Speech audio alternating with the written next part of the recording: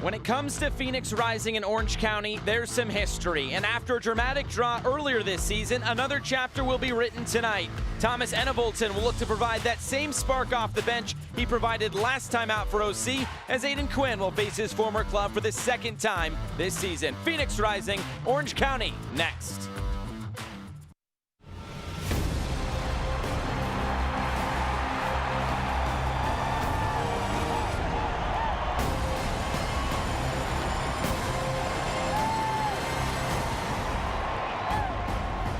Another night under the lights at Wild Horse Pass here in Chandler, Arizona. Phoenix Rising playing host to Orange County SC. Tonight's Childhood Cancer Awareness Night is presented by Carvana. With Devin Kerr, I'm Josh Eastern. Thanks for being with us. A look at the Pacific Division standings, and it's still Phoenix Rising holding strong at the top on 50 points. But the main talking point is going to be the fact, Josh, that it's the top four tonight matching up against each other. San Diego Loyal, Tacoma Defiance, Phoenix Rising, Orange County.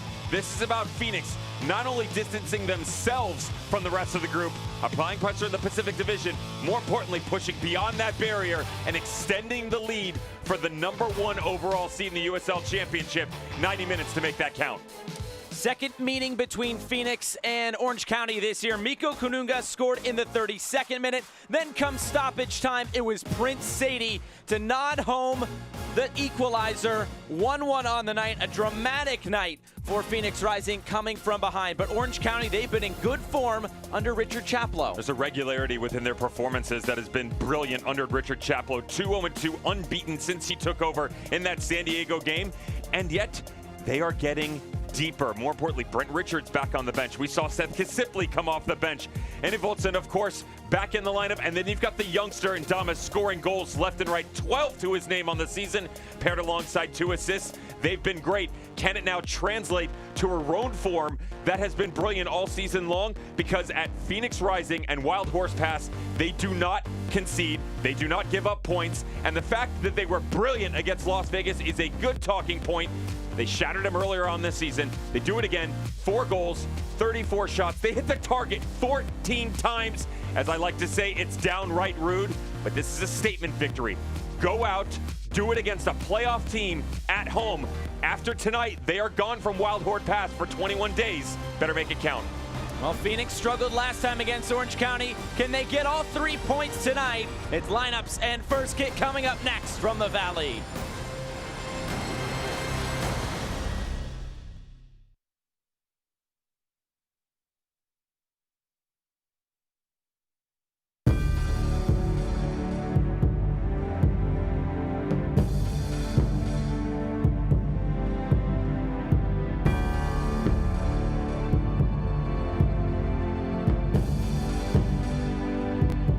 Equality Health is giving doctors more time to be doctors, so they can give you the care you deserve. Ask if your doctor is part of the Equality Health Network today. Equality Health. Caring is back.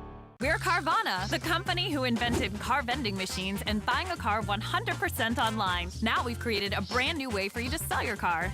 Whether it's a year old or a few years old, we want to buy your car. So go to Carvana and enter your license plate, answer a few questions, and our techno wizardry calculates your car's value and gives you a real offer in seconds. When you're ready, we'll come to you, pay you on the spot, and pick up your car. That's it. So ditch the old way of selling your car and say hello to the new way at Carvana.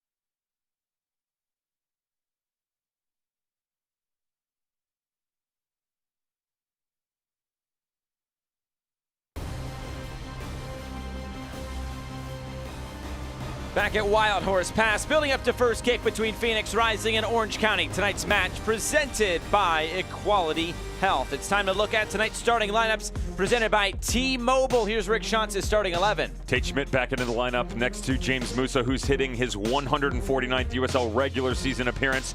Joey Farrell done with suspension. He joins him along the back line. Midfield three stay the same. And how about this? Solomon Asante back in the lineup next to Darren Maddox and Sati Moar. That is the first time we've had an opportunity to see that trio together. This guy getting back to health.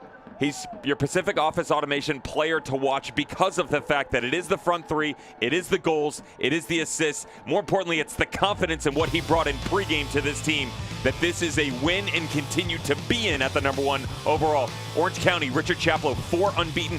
His change, Miko Kaningas into the midfield. Keep an eye here because this could very easily stretch itself out, go flat on the inside, pull Brian Olowski into that right midfielder spot, drop more of in a 4-4-2 defensively, still springing numbers going forward. Tonight's referee is Elton Garcia. It is Phoenix Rising in all black, Orange County in those orange tops, and we're underway tonight from Wild Horse Pass. Thanks for spending part of your Saturday night with us. Always an exciting matchup when Phoenix and Orange County get together. And with Orange County in as good a form as they have been as of late, Phoenix Rising looking to win its 5th straight. Should be a pretty fascinating matchup, especially when you go back to the last time these two teams met. And already an early challenge put in by Orozco, free kick Phoenix.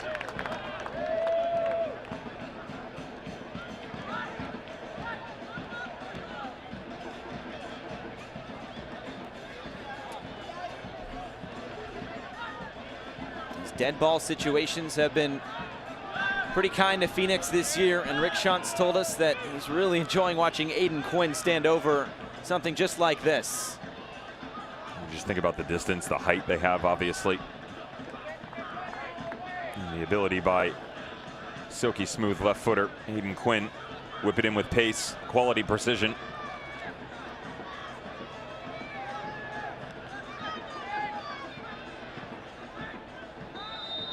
Quinn and Rodriguez. Not sure Rodriguez will swing this in all the way to the back post, but headed away, and Orange County will look to clear.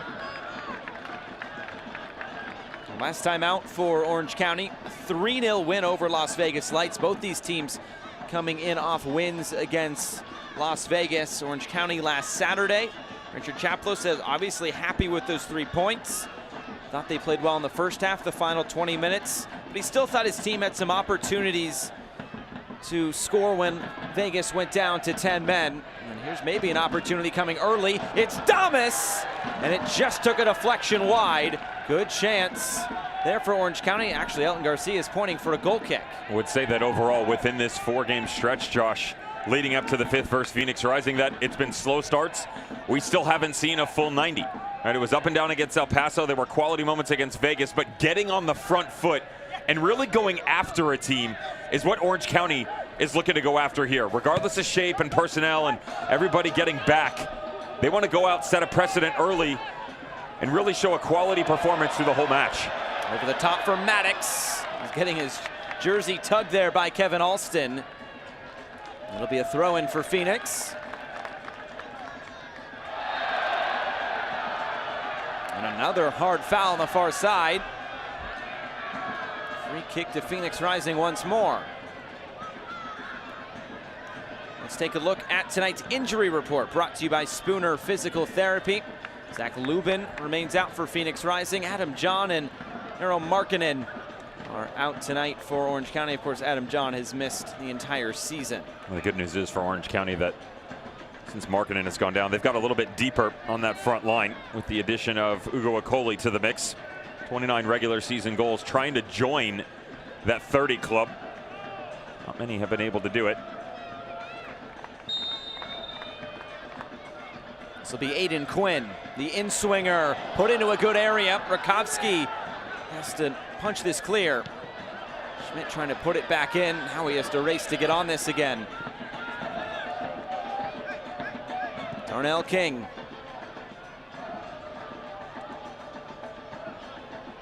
And here's Solomon Asante. His first start since going down injured in August. comes into the middle. And the shot was just wide of Rakowski and goal. That was Joey Farrell still up from that free kick. You got to give the center back credit here, though, Josh, on this little turn on the inside. Doesn't think it's going to come all the way through. Asante just putting it back into a danger area. Great pressure on the back end of this, by the way. Check out Kobe Henry closing down the space. That could have been 1-0 Phoenix. Joey Farrell back in the starting 11 tonight for Rick Schantz in Phoenix after missing Wednesday's win over Las Vegas due to a red card suspension. But it's pretty cool to see on social media him joining in the South End, all of their festivities during the match. And we'll get to know you between Eric Calvillo and Aiden Quinn. Just exchanging pleasantries early on, right? I don't necessarily know if he meant to bump uglies here with Aiden Quinn. There's the initial challenge by Quinn himself. He turns around. He's happy with the ball that gets knocked into the backside of him. And then as Calvillo starts to follow him away from the fact, watch the ball right there. Oh, there's a little how do you do? And then hi, nice to meet you. Want to be my best friend?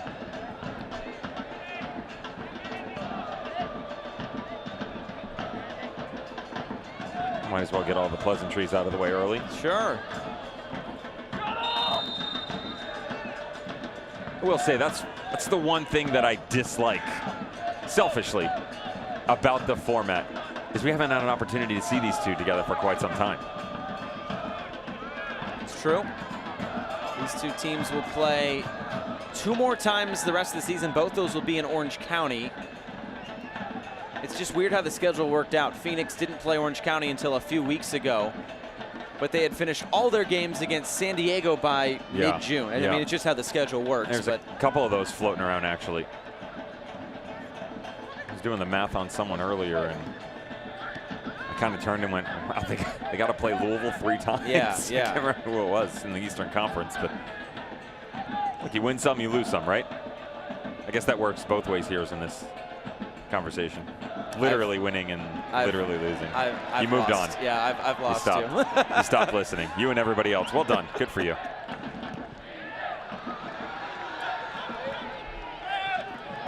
Mowar plucked that out of midair. Now Schmidt. Well, for Phoenix, it was a 4-1 win over Las Vegas. We showed you some of the highlights in the pregame. Quinn, Mowar, Rodriguez, Baquero all scoring on the night. Goal in the 2nd minute for the 2nd time this season for Phoenix Rising against Las Vegas Lights. Rick Schantz said the plan was to start quick, make it pretty intense and difficult against that young Las Vegas side, and did exactly that. They set a record for shots and shots on target in the first meeting between them and Las Vegas earlier this year, and they fall just a bit short of those numbers on Wednesday. More importantly, it was just the quality of performance. Right, a team that, although they'll take the comeback victory on the road, the previous match, September 11th against Los Dos, they didn't look great at all. It seemed to be that constant struggle of trying to keep up with the pace throughout the match. Good ball played in behind, or at least good eye there for Quinn. Rakowski takes it. Tacoma Defiance, the 3-1 pass. The Mexico United game, I was impressed with Phoenix in that match. The problem was it wasn't a full 90, right? And you can make that argument for so many teams floating around the championship right now, but as you continue to track back, then it's Oakland, the 0-0, the 1-1 against Orange County. All of a sudden, you're back at that 2-2 game against Las Vegas. So it had been quite some time since we had seen a Phoenix team step out and really be that dominant. Early ball in. Roscoe gets this out of play. Corner kick coming for Phoenix Rising.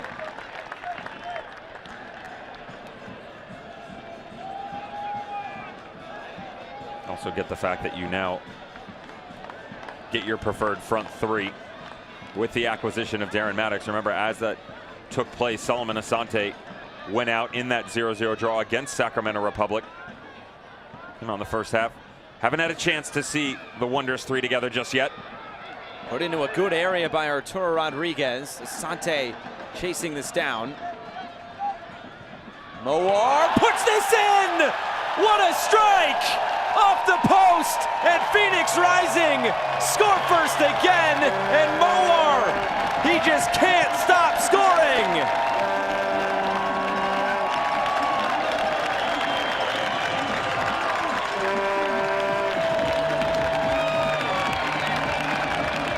He's closing in on 30 regular season assists, but with the scoring streak that he's on right now, who cares? Honestly, his ability to just turn on a dime, that one little look up and have a go. Started the season 6 straight, 7 if you go back to 2020. He's now 5 in a row. Santi Mawar, the quick little touch in. 41st regular season assist from Solomon Asante. Watch a little peek over the shoulder. Give me the space, I'll take it. Happy to put this in the bottom corner.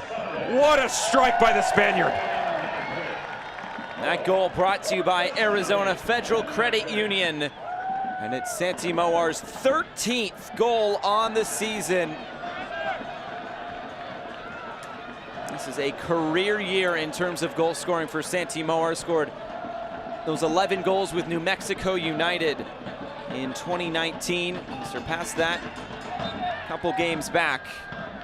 And these scoring streaks, they just keep going for Santi Mawar. 6 earlier, as you mentioned, now up to 5.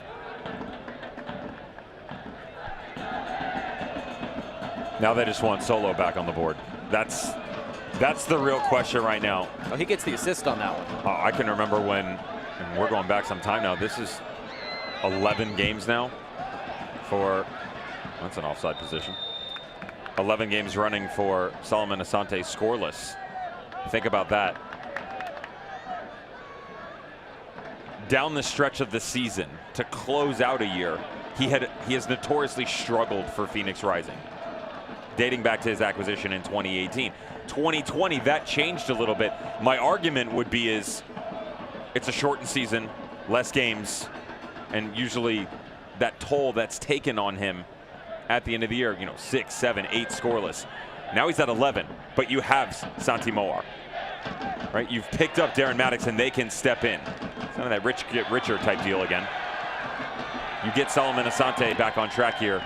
Now you are the team that not just people fear, but an absolute force to be reckoned with. Because it's one thing to be fearful, it's another thing to actually be able to back it up.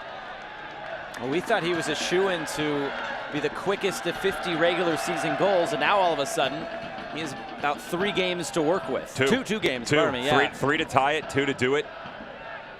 He's currently sitting on 49 goals in 97 career regular season games. The record, mind you, is being held by Chandler Hoffman. He did it in 50 goals in 100 games. Of course, that one bad man who scored number 22 and 23 tonight, Haji Berry. 50 games, or 51 games, excuse me. 101 games, there we go.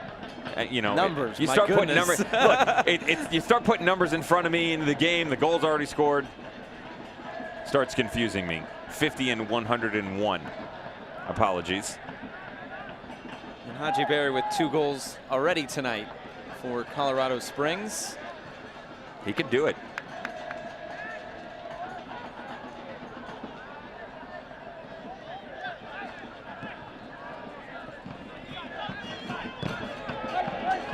Here's a Rose call.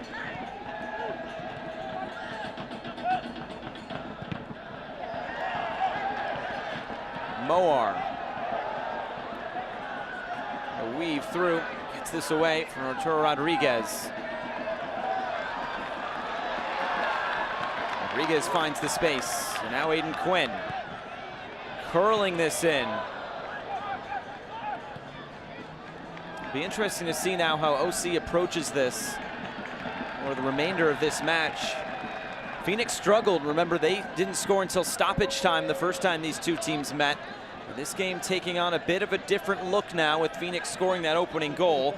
And we know how dangerous they are when they score that opening goal, as they have not dropped any points. For me, this was about what the exterior looked like, especially this space in the midfield. Dylan Powers, Miko Kaningas, and Eric Calvillo. I talked to you coming in, Josh, about how this lineup could shift, right? You could drop Pulaski into the midfield, create a flat 4.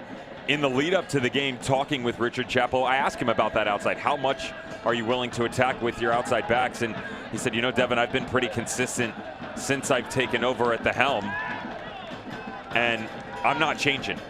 I'm not changing for anyone. I'm going to stay consistent. We're going to play the way that we want to play as opposed to adjusting to the opposition. 15 minutes in, that's rung true. The problem is they are chasing. And so how does this now translate as the game goes on? Excuse me. You obviously want to stick to your big guns for sure. But with Mikko Kaningas in that equation in the midfield, you primarily see him in a midfield 4 or in a 4-2-3-1 style where there's a bit more support. That's not the case right now, and they're chasing a bit.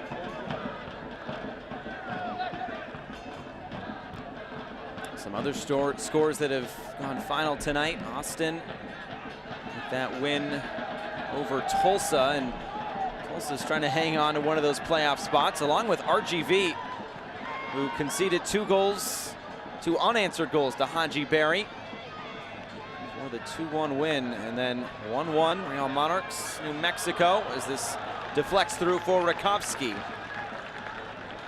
This is when it gets fun. Scoreboard watch, all the permutations for different results, and Los Dos and Oakland Roots. What has got into Oakland Roots? My goodness. They've really planted their seed. Thank you. There's the one. Well, I get a Dak joke out of the way early. Now you don't have to listen to it the rest of the game. You made 15 minutes without me saying anything. Pretty soon, we're getting there. You know, you're gonna mature, Josh. You'll figure it out too. You'll get your own dad jokes one day. One day. Some people say I already make them.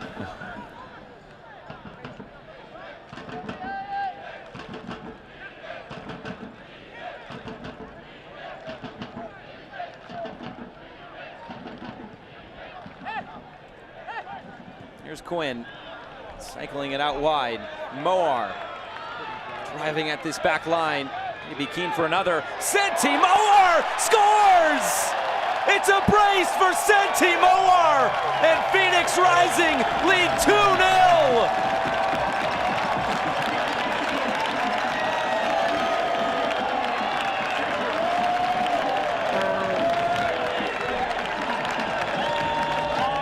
One of the best things you get on this left-hand flank and the relationship between Santi Moar and Tate Schmidt is the understanding that Santi Moar can invert this. He has a tendency to cut back to the inside as opposed to hold the run up and allow the overlapping run by Tate Schmidt to come. So watch the right shoulder of Santi coming back through, little screen, and then he goes to work. The question here was Aiden Quinn in an offside position that affected the play, more importantly the vision of Rakowski. That looks to me to be an offside position. They're giving it to him. 2 goals in 16 minutes. Numbers 13 and 14 on the year, 5 straight games. The Spaniard is heating up. And that goal brought to you by Arizona Federal Credit Union. I think that's a great shout by you with Aiden Quinn. It looks like a yellow card has been issued to somebody in the Orange County technical area, and I think they are wondering the exact same thing.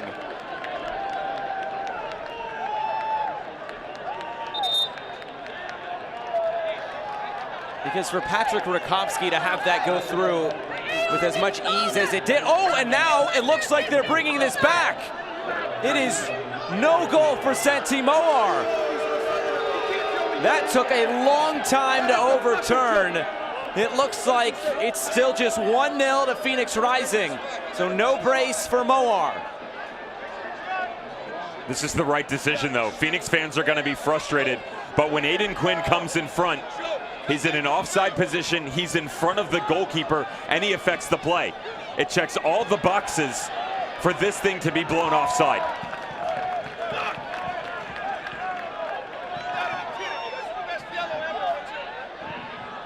Here's Schmidt.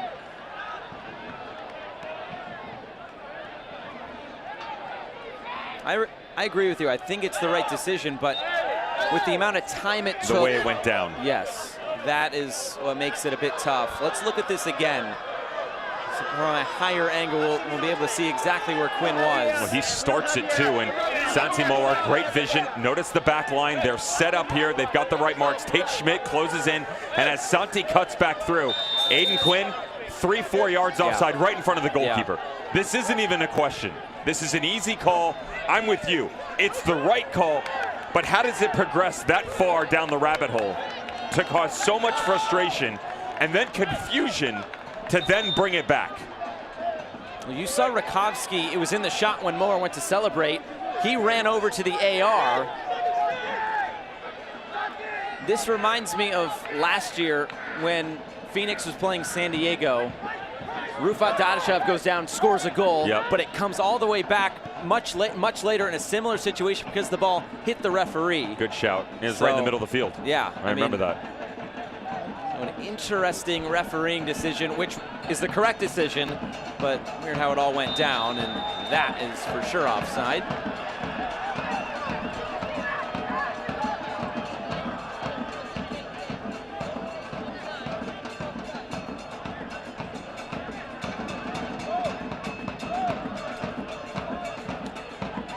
Quality Health reminds you that next time you or a loved one needs preventive or routine care, go to your doctor first. If you don't have a doctor, go to equalityhealth.com to find one near you.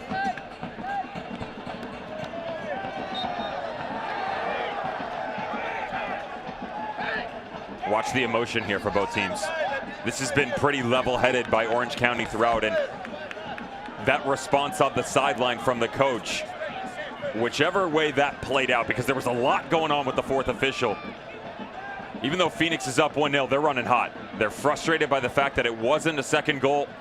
You can see the temper starting to flare a little bit from Santi Mowar. Here's Mowar. He might want that second one again. What do they say? Don't poke the bear.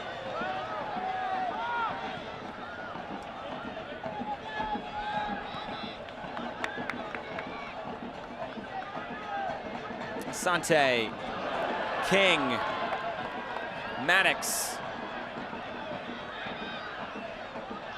Right again for Solo. Back post, Mowar! And out of play. Some tremendous work being done by Darren Maddox up top. Just brute strength by the Jamaican to hold this thing up. Didn't get it the way he wanted to the first time. Recycle it all the way to the backside. There's some of that emotion that can trump your performance. Santi Mowar, he's not that far away from goal, is he? 7-8 yards, rough angle. Just on that quick pivot with a hit.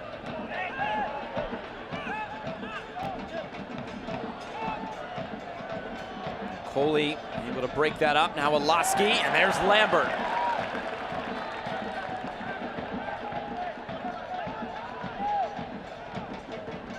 On left side, Alston.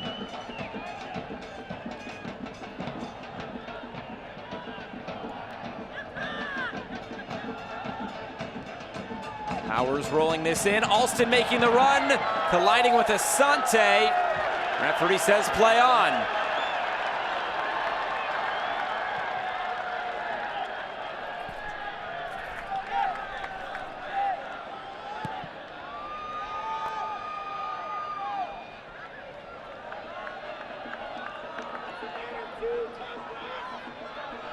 Asante. Rodriguez. In for Maddox. Heavy first touch. A tremendous amount of space being given on the wings here to both Solomon Asante and Santi Mowar. Mowar. Fell down away from the play.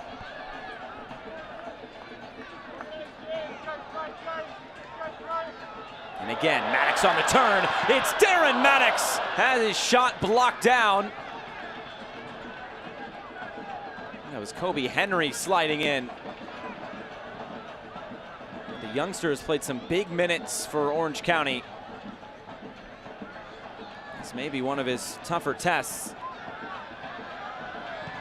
To the end line, corner kick. Yeah, good tackle there.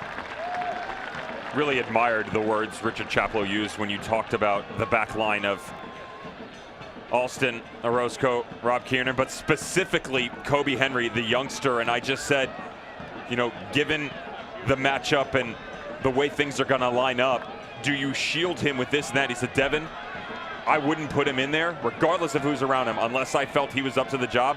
He's earned that shirt. At 17 years of age, you get an idea why. Corner kick sent in. Farrell headed it down. An appeal for handball. Referee says no. Rodriguez now. And cleared away. Phoenix keeping that pressure on. Asante. Rodriguez again. For everybody's head. Moar trying to keep this in play. And does. Now Moar curling. And Orange County can take a breath defensively. This is really close in the box, and it definitely hits his hand. The question is going to be where is the arm itself when it comes off of him? Looked to me like it was pretty close to the torso. It bounces his arm inside. Remember, it's sleeve and below, right out the elbow area, so it's definitely handball, but to me, that's too close to the body, right, Josh? Agreed. I don't see an offense there. Because you'd say, where else would you put your hand? I mean, it's at his side. If it was further away. Yeah. But the fact that it's close to his side, and then as it hits him, it even comes more square, deflects behind the body, it's showing you that he's already right there, right? Mm-hmm. If it was away, it could take it in a different direction, but that's not the case. That's the right call.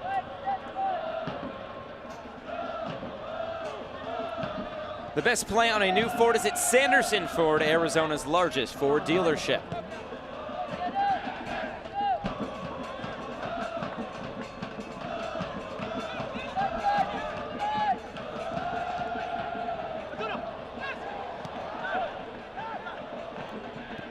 Schmidt finding himself in a higher position up the field in that situation and remains there.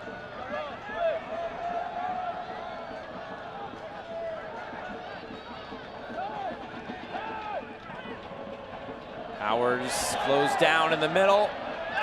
Quinn thought he was fouled.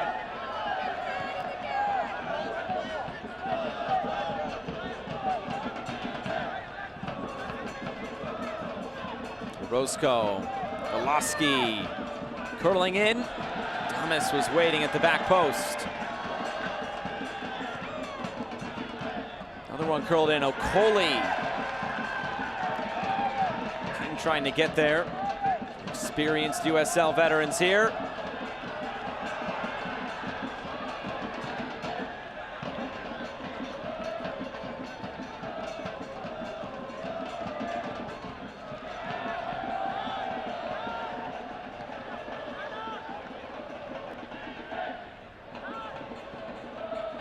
Alvio.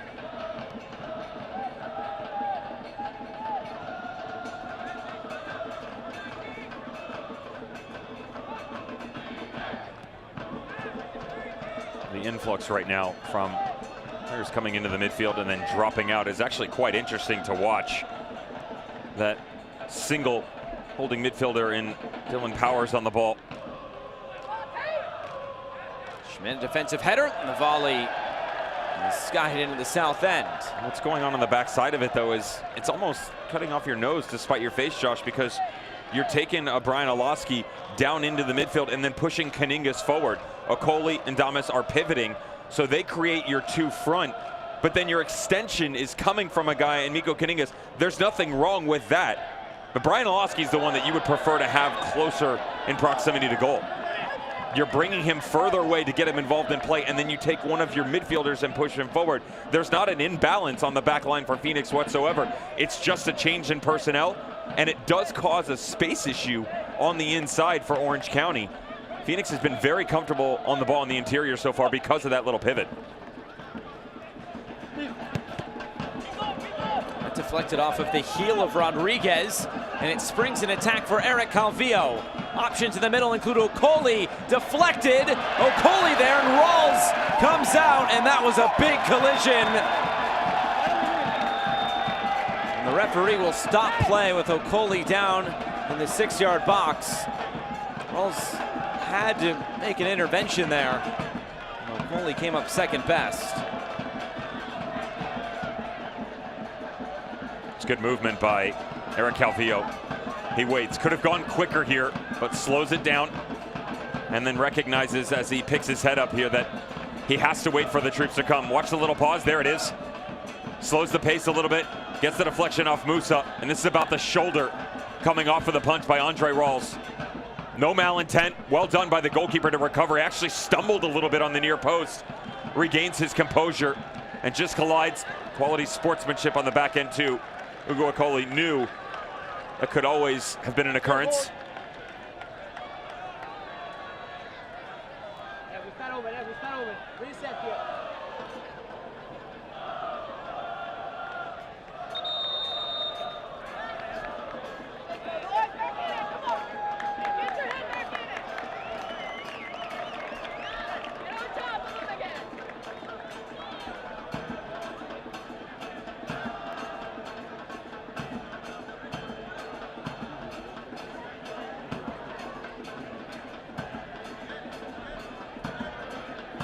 The referee will put this back in play. The drop ball, and Musa will get it restarted.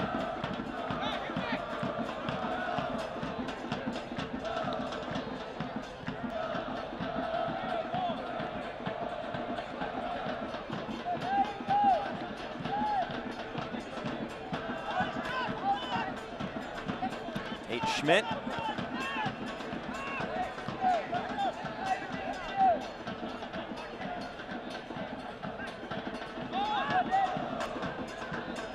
There's a little change.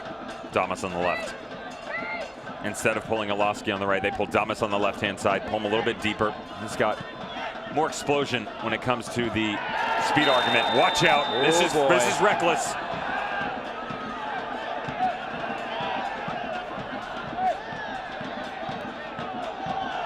He's lucky. He's lucky here.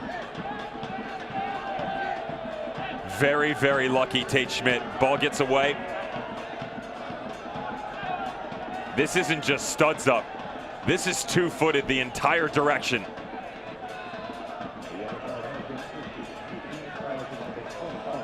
That's a broken leg waiting to happen.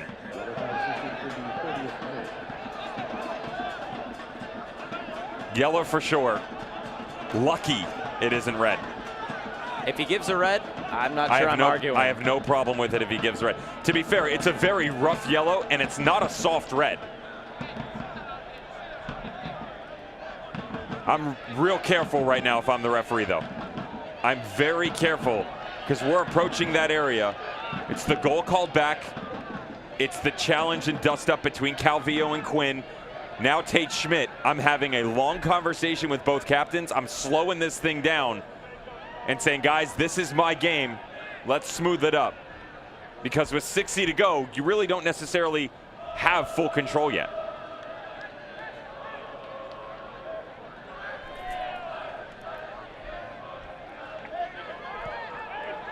That sets up a free kick for Orange County. And now some extracurriculars going on away from the play, and this is when the referee really needs to take hold of what is going on here. And the AR getting involved.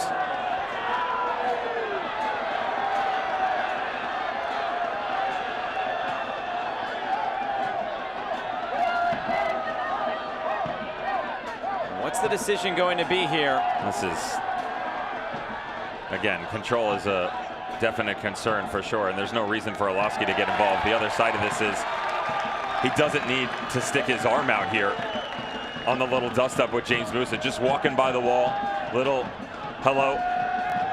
Right here, watch. Cheers.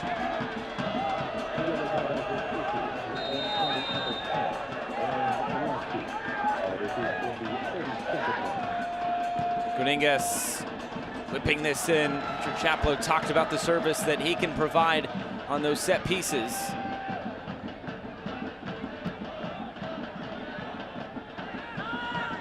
Finding the space with Calvillo.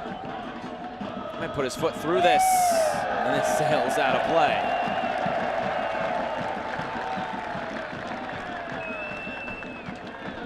Since 1947, Select has been the leader in soccer ball quality and innovation. Select is the official ball supplier of USL Championship and many of the elite leagues throughout Europe. For the latest Select products and special offers, please visit SelectSportAmerica.com.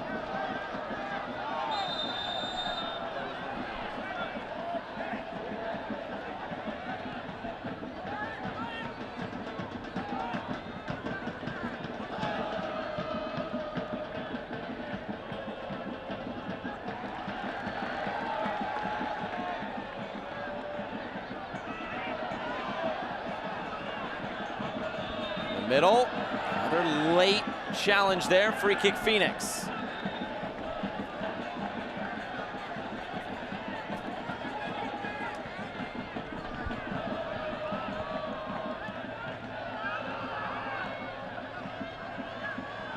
A 1-0 to Phoenix.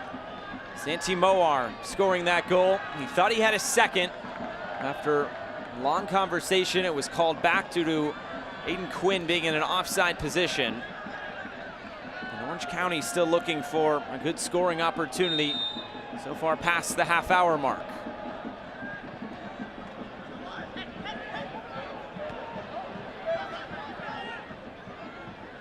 Oloski. Here's Powers.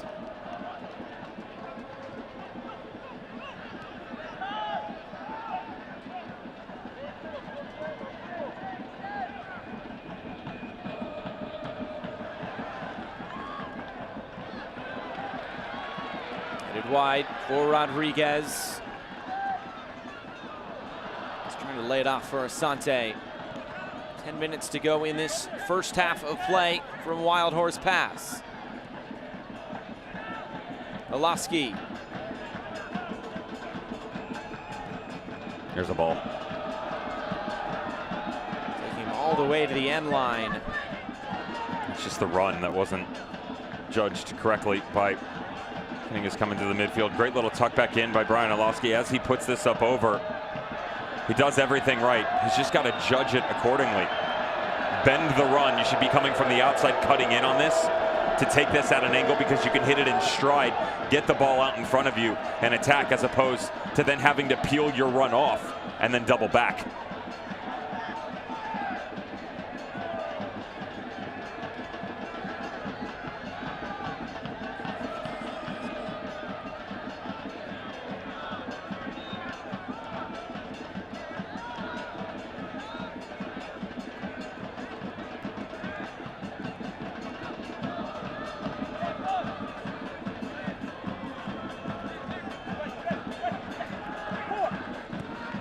Schmidt. And this down the line for Quinn. Henry there to cover. And Rakowski to clear. Ooh. Good idea. It just seems like, you know, the past match and a half or so, Josh, the ideas just seem to come quicker, right? They're more natural. Things aren't forced. It feels like the attack, when you look on paper and you see whether it's the accolades from individuals, what this team has done before, what the guys have done elsewhere, when you put pen to paper, this is what you would expect Phoenix Rising to look like. Obviously, they would like some more goals behind their name tonight. But those quick-witted ideas, the little flick up over the top by Lambert, the 1v1s with Santi Moar, Asante streaking from the right. Here is Moar. Likes it on that right foot. Deflecting into the arms of Rakowski. It's never too early to get ahead of the 2022 season.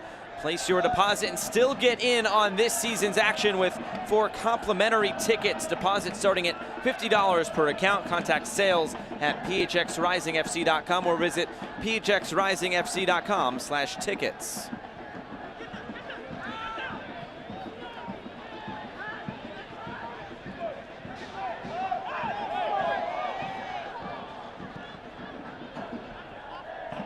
And you talk about that Phoenix attack, and they have really been pouring in the goals. They've scored 3+ goals in each of their last 4 games, and they might be on for another one here. This one blocked down. Aiden Quinn on the volley. Out of play. Just to wrap that up, 4 goals each in the last 2. They're starting to find those ideas again. You carry a plus 25 goal differential at home. That doesn't hurt either. 36 goals for, 9 goals against in 11 matches. I said coming in, it's not just about points and giving up games. They just don't concede a lot either. Less than 1 goal per game, and this is going to be an issue for Richard Chaplow and Mikko Kuningas if he cannot continue. One of the unsung heroes for Orange County in his time here so far this season.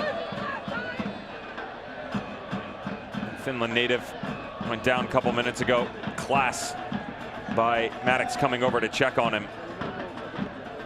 Everything that's been asked of him so far, whether under Braden Cloutier or Richard Chaplow the past couple of games, he's been great. Had a hard time working his way into the starting 11 because the team has been so good. Not a lot of changes have been made.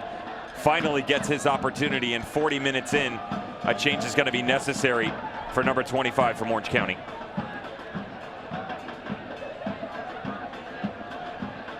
This will be a big loss for OC. And we'll see who comes on to replace him.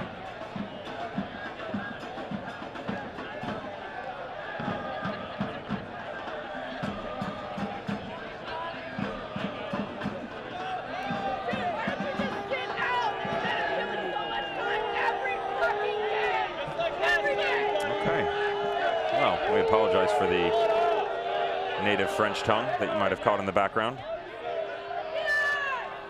Here is the substitution. It's Ben Mines, loanee from FC Cincinnati. Can't recognize his name from his time with New York Red Bulls, New York Red Bulls 2. Just his 5th appearance with OC, the 21-year-old. And he comes on the remaining 50 minutes. Need games if you're Ben Mines. That's what it's going to come down to for the youngster. It seems like he's been around forever. That's because we've had an opportunity to see him with Red Bull 2 dating back to 2016. You heard that right. That was the title-winning team that seemed to pretty much have everybody on it. Of course, Phoenix fans might recognize the name of Junior Flemings when he was there with other midfielders like Speedy Williams. A little guy by the name of Tyler Adams was there. Aaron Long. It's not too bad. It's another rough challenge. That was Moar. Looks like advantage being played by the referee, Okoli. Musa wouldn't let that go through. And now the referee will stop play. It looks like he might go to his pocket here. It's Calvillo who's down.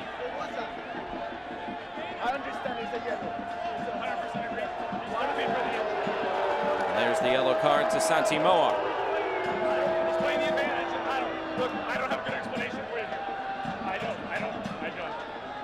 I'm with him on this one. It's Juan Guerra walking over to the 4th official asking what's going on here. You want to card him? Yes. Okay. It was a late challenge. Well, he gave the advantage, but and that's how it should go. You can't play the advantage. Let them continue. Then the ball turns over, and as Phoenix starts to build, then bring it back. That's not how this works. You wait for a stoppage in play, then you walk over and card him for the infringement. That's the correct decision-making process.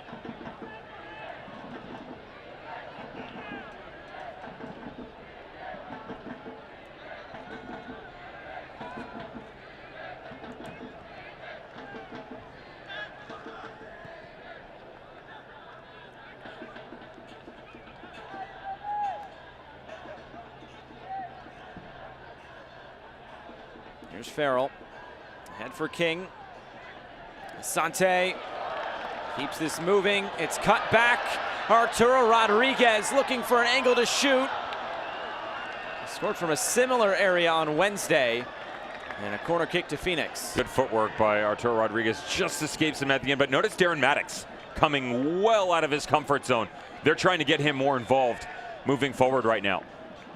Both he and Solomon Asante a bit quiet, and as well as Lambert, Quinn, and Santi Moar are playing, coming through the midfield, you have to find a way to get the other two on that front line going. You bring them to the right, then start to combine, use the speed to your advantage. There's the in-swinger. Kiernan up to head it away. The volley, low strike, blocked. And now Moar. Tate Schmidt curling this in. On the volley, it's saved! Rakowski comes up big, and then he scoops it up and distributes quick. Asante got good contact on that.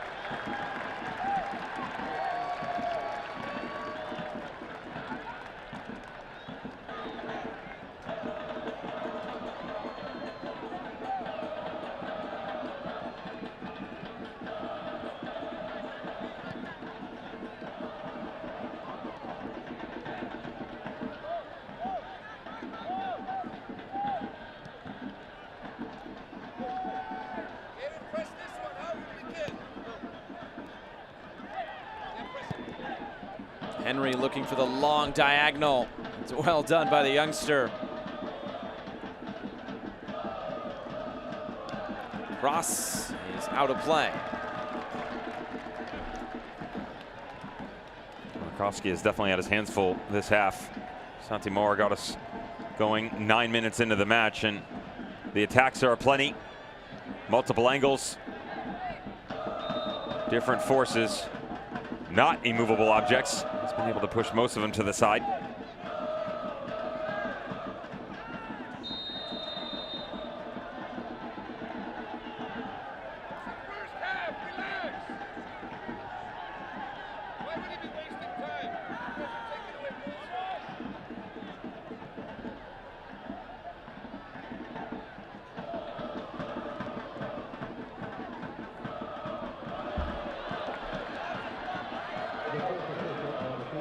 Rodriguez for Moar. And it's taken away. Maybe a chance for Orange County to counter. Oh boy, it's Schmidt from behind.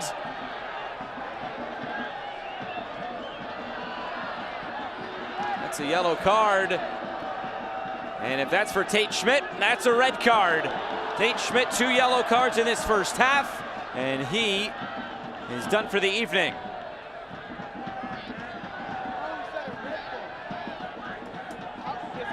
The first one, he was lucky to stay on the field. Very reckless challenge. And right here in transition, you got to do one of 2 things if you're the referee. You've extended this so far in terms of emotion and the up and down calls. And that's the argument right now from Rick Schantz. You've done so many different things. You have to set a standard. And if you're gonna let him stay on, he has no other fault to make for the rest of the game. You have to say, you are done and you are done now, or you book him and he's gone. He chooses the latter.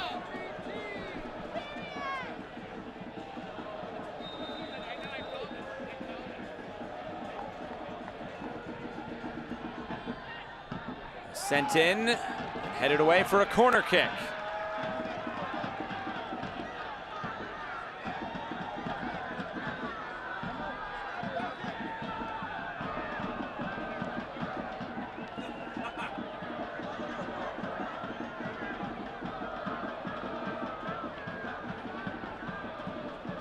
We're into 5 minutes of stoppage time. Now 2 minutes gone and a corner kick coming.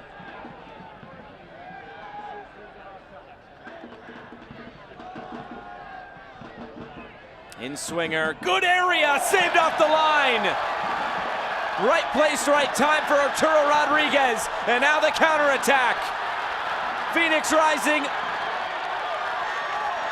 Here's Asante.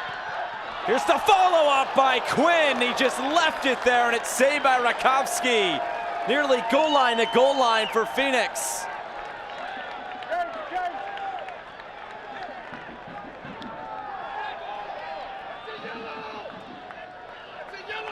You can hear Rick Schantz.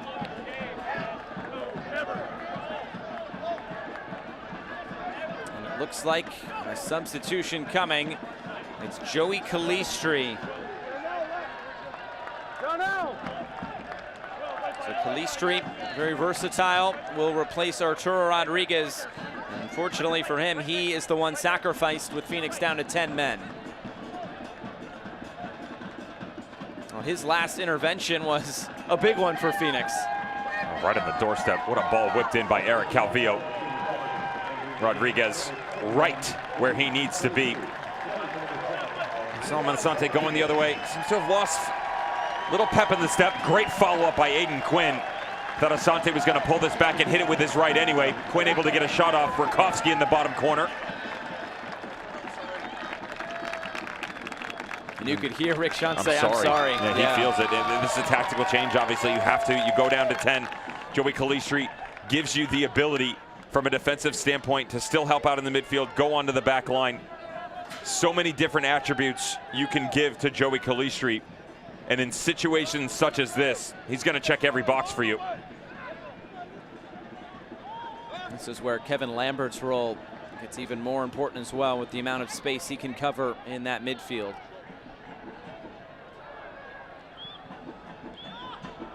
You're probably going to switch, though. Remember, Joey Kalishri, an out-and-out option at outside back. I would imagine this is going to be Darnell King coming to the left, Joey Kalishri going to the right back, and then you just start to pinch a little bit deeper because you lose Schmidt, obviously.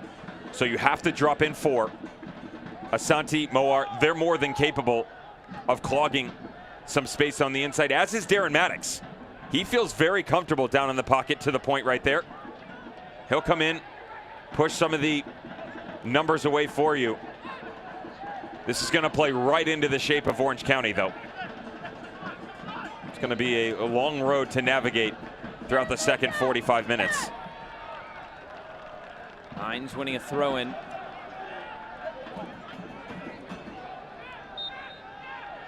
Oh, that is the end of quite a first 45 minutes. A goal, a disallowed goal, a couple of scuffles, a red card. Boy, there was a lot in that first 45 minutes. We'll try to break it all down at halftime. Stay tuned for halftime. We'll hear from Rick Schantz. It's Phoenix Rising 1. It's Orange County 0. What a first half from Wild Horse Pass.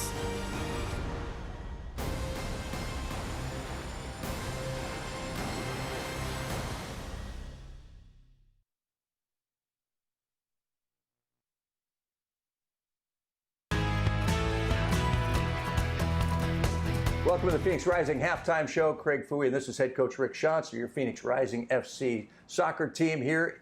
Coach, let me go back to last Saturday because this has been a busy week for you. But last Saturday in LA, crazy game over there. Yeah, we played really well in spurts. You know, offensively, I thought we had some good movement, but defensively, we weren't as organized as we usually are. They played something a little different than what we expected, but we made the adjustments. Kind of understood how to play against it, but just made some really basic mistakes that we have to clean up. And I was pretty hard on the guys after the game, and I said that's not a type of game where you're creating, 20, 30 chances and you score 4 goals, but you gave up 3. That's a type of game where we should be able to win 4 or 5-0. And I want to go into that a little bit just for the soccer folks out there, because how does that change when soccer's moving fast and there's no real timeouts? How do you make adjustments from the sideline as a coach? Yeah, we were a little bit fortunate in that there were a couple stoppages. There was some, water break, or somebody was injured and players would come over. And the key was how our defenders, our fullbacks, were going to respond to their very narrow system of play. Yeah. And those are the guys that are closest to the sideline. So we got a little bit fortunate, but yeah, it's always difficult when you have to get a lot of instructions out there. And so you faced that adversity, and then this one went to stoppage time before they had an own goal that got you the win. Right. I think that Tate showed a lot of bravery, and he cut in. He said when he got the ball on his left foot, he didn't see anyone in the box, and cut in on his right foot, which he doesn't use very often, and floated a great ball in. And our right back, Darnell, made a near post run that I think confused the defender. And credit to the boys, they didn't want to let the team down. They wanted to get a result, and to go down to 10 men and to still get the victory is pretty impressive. And I didn't even bring up the 10 men, but how important are those 3 points? Well, it's huge. We're at a position now where I think we're 10 or 11 points away from clinching our division if things go our way a little bit, and every game counts at this point of the season. You have to get the points when they're available, and on the road, 3 points is always awesome. Always good. You're watching the Phoenix Rising halftime show. We'll have more with Coach Rick Schantz coming up after this. At Arizona Federal, our passion is to help out the community where you live and work, because where you bank should make you feel good. Show your support for the home team with the Phoenix Rising Visa debit card. When you open a new account, you can score $100 just for using your card when you shop. How's that for an easy goal? Be a part of our commitment to the community. Arizona Federal Credit Union. Pacific Office Automation is the one source for all of your business technology. Copiers and printers. Managed IT and cloud services. Unified communications and telephones. Security systems and cameras. Complete conference room packages. You need to partner with a total office solutions provider that gets it. Pacific Office Automation. Problem solved.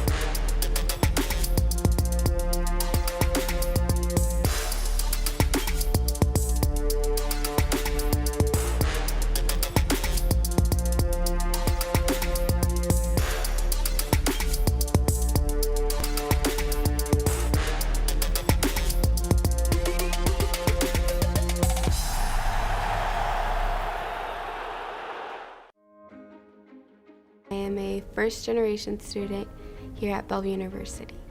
I feel like if I were to have gone to a different university, my experience would have been a lot more stressful and overwhelming, because I feel like I wouldn't have gotten that personal experience that Bellevue University has to offer.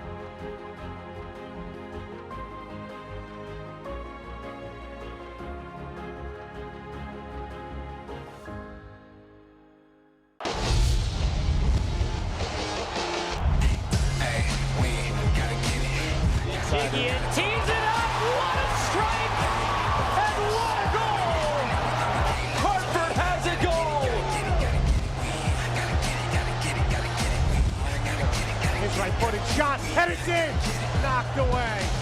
Looking for Paul Rush. Could fall for an opportunity here. The shot comes in! Oh, it's brilliant!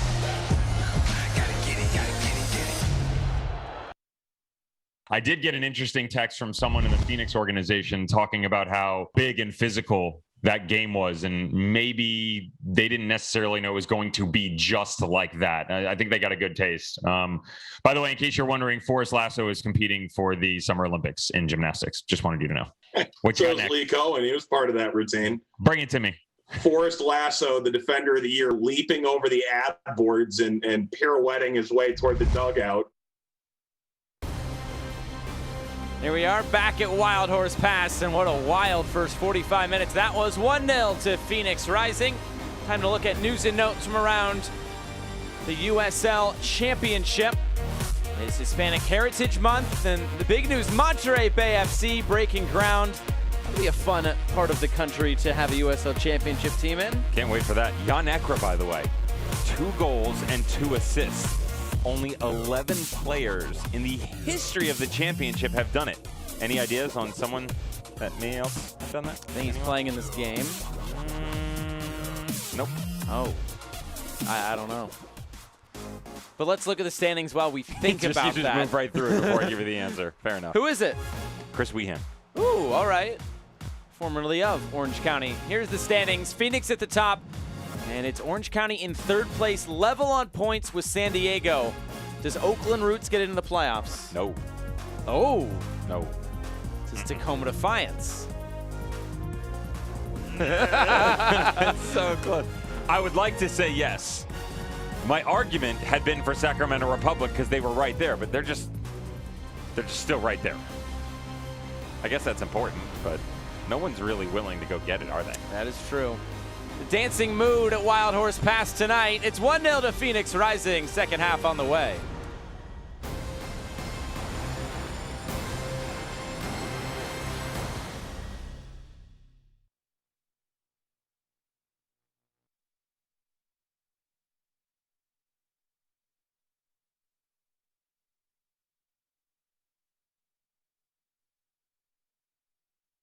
Can calm uncertainty. An answer, uncovered through exploration, teamwork, and innovation. An answer that leads to even more answers. Mayo Clinic, you know where to go. Welcome back to the Phoenix Rising halftime show here on CWS 61 Arizona. Head coach Rick Schantz joining us. And coach, I want to get into the squad itself. You picked up another player a week ago. From Orlando. And how many guys can you carry on the roster, and how does that work in practice just with the rules? Yeah. So we're allowed to have up to 30. Okay. And I think we haven't even been close this year. We do have a couple of players out on loan with OKC. We were looking to add a little bit more depth in our midfield. And Luis Manuel Seijas is quite a player that we picked up, and we talked about him. And then David Loera, he played against LA last week and did a fantastic job. And, you know, it was really nice to be able to put him in a game and see how technical he is and how good he is on the ball. And it just gives us something a little bit different. Yeah. In training, we always want to have at least 20 field players so we can do a full 11v11 for a game, a practice game. Historically, we've usually had 25, 26 guys, but this year we're staying right around 22, 23. Yeah, you've been a little bit lower in numbers, right? Is that on purpose, or is that just because of availability? There's a million different reasons, you know, budget, availability, injuries. But we want to make sure that we keep our core guys here at Phoenix Rising, because that's our culture, and those are the players that the fans love and know. Yeah, and how's Solo Asante coming along? He's ready. I think hopefully we'll see him. You know, he should be in the 18 and maybe get a chance to start on Saturday. Oh, good. So, I mean, that's a lot of people have been asking me even. It's like, where's Solo Asante been? Where's he been? And I know you've been real slow with him and cautious. Right. A player like this, extremely muscular, very short. You have to be careful with these muscle injuries. You don't want it to turn into 6 weeks. Yeah. And now you've got, looking ahead at the schedule, you've got 2 here at home this week you had, and then you're 3 on the road again with another one of those Saturday, Wednesday, Saturday things. How tough is that right now? Well, that one's going to be really tough because all 3 games are on the road. Yes. You go to Tacoma again, you fly back, and then you got to turn around for a 5-day road trip. But hopefully things will have gone our way, and if we can get, we've gotten 9 points this past week, that would be fantastic, because that puts us in a situation to maybe play at some different guys. Well, good luck the rest of the way. Congratulations on the win a week ago, and of course, here we go again. You're still rolling, right? Absolutely. A lot of season left. This has been the Phoenix Rising halftime show here on CW61 Arizona. Second half action coming up. Really understand kids? Phoenix Children's does. And as they grow, our pediatricians are with them and you every step of the way. Phoenix Children's. Meet our pediatricians. It starts off with a little seed, and with a little love from nature, it sprouts to life. And when delicious fresh fruits and veggies are perfect, they are rushed to the home of fresh. Sprouts, where goodness grows.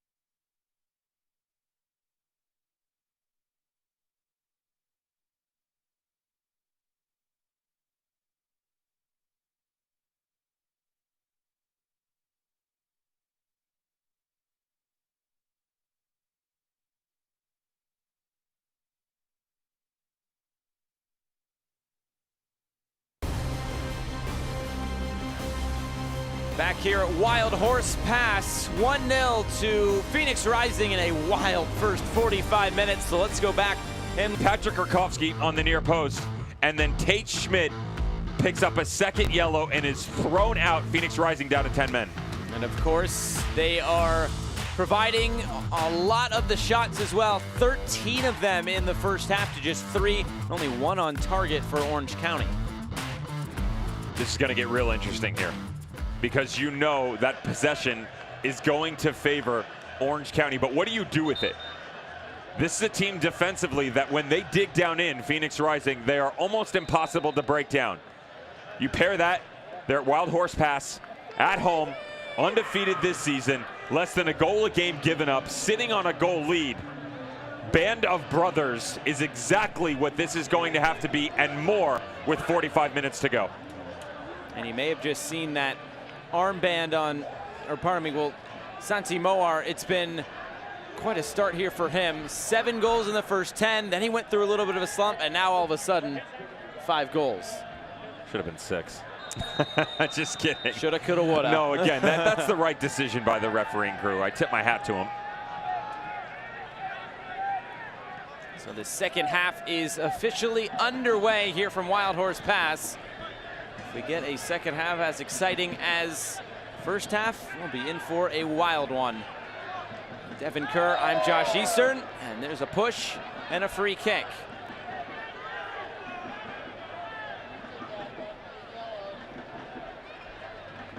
Well, there you see the armband there on Solomon Asante, and the captain's wearing those in collaboration with Phoenix Children's during September to raise awareness of the importance of mental health awareness during Suicide Prevention Month.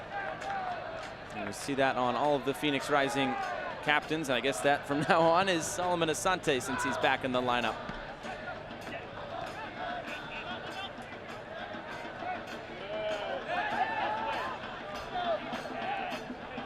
Let's see how quickly Orange County is willing to really drop the hammer here from a speed perspective. quick transitions. The step off the back line, you're going to see that a lot. Expect it more from Rob Kiernan because of his positional awareness and keeping Kobe Henry home. But stepping off the back line, challenging one of the defenders up front, whether it be Maddox, Asante, or Mowar. Asante through the middle. Markovsky there to cover it. Sweeper keeper.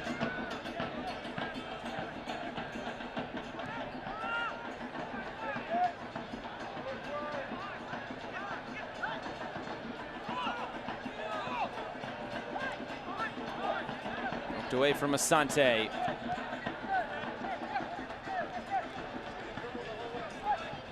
Oloski curling this in. Damas finds the equalizer. Right place, right time. And Ronaldo Damas back on the score sheet again. He's on a nice run of form, and OC are right back in it.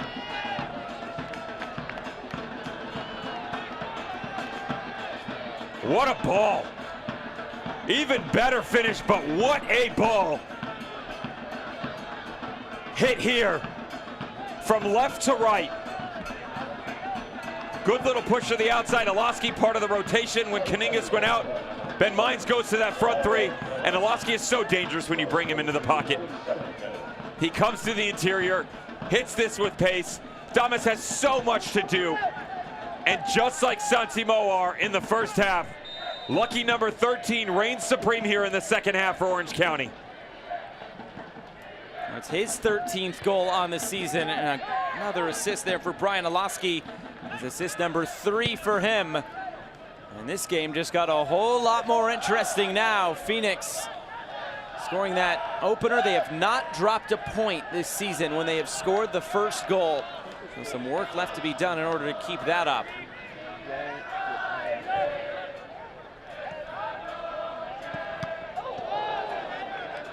Kalistri wears that off the forehead and puts it out of play. So goal number 13 on the season for Damas. And in 2 seasons with North Texas in USL League One, 21 goals. So he is on some run of form as of late. And we talked to Richard Chaplow about him. He said there's so much more to come, but he said working on more composure in front of goal is something that he can, I guess, work on in the coming days and weeks and years, but that was pretty good there. He's just the coolest kid on the block right now. How good was it from Richard Chaplow talking about what we've seen, what's gone on this season, and what is to come, right? Dreaming of the opportunity to continue to work with that young man, and if he continues playing at this level, that's just going to be another notch in the belt for him. He'll take another step throughout his professional career.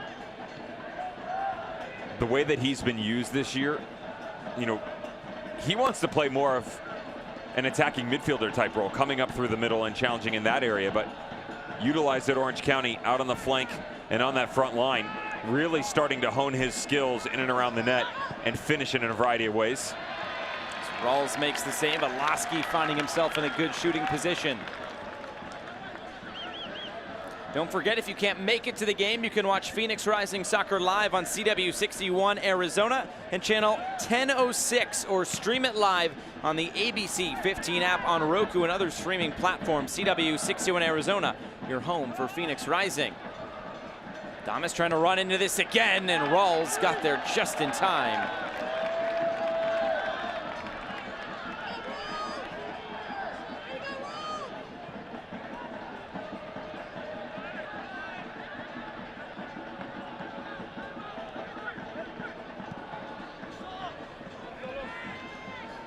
Alston. Oloski. Giving him time to curl this in again, this time too far.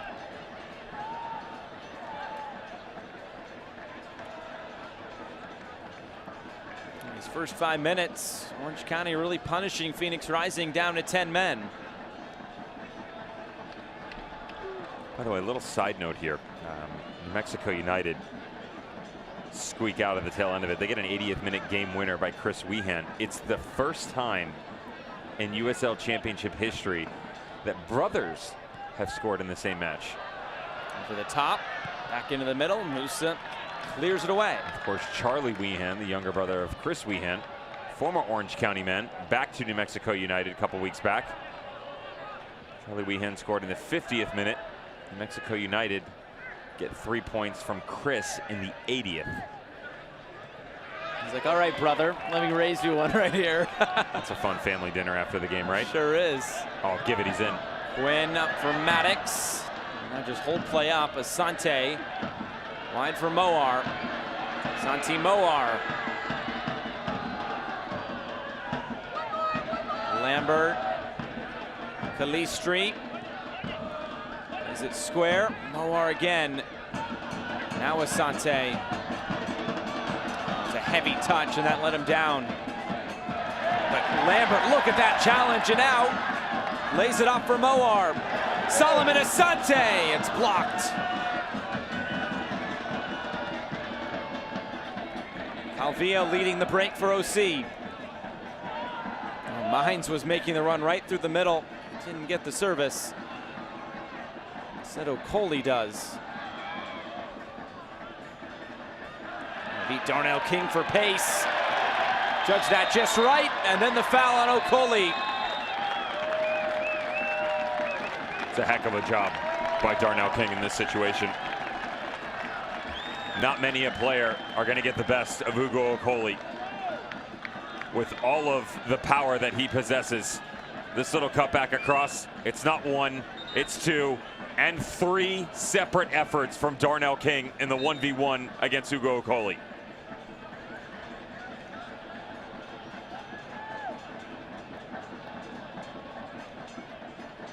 Some games gone final. In other divisions tonight, Austin taking down Tulsa.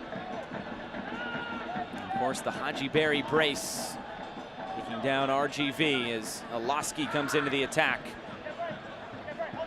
I'll actually play Austin on the weekend. Opportunity for the record. Too shy to tie. Cameron Lancaster and his glorious run of form back when. Lambert knocks it clear. Los Dos, look at that result. 1-0 up at Oakland.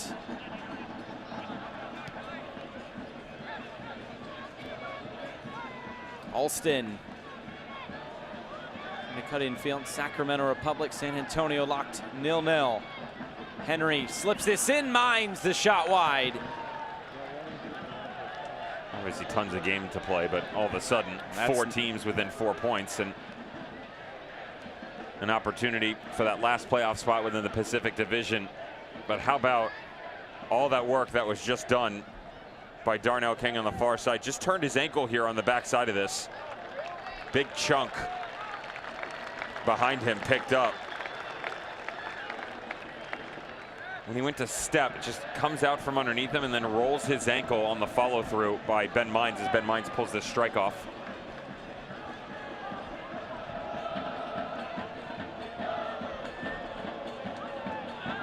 Arizona Complete Health is the exclusive health plan partner of Phoenix Rising Football Club, providing each member the tools they need to successfully manage their own health, no matter your age or stage in life. Arizona Complete Health has you covered.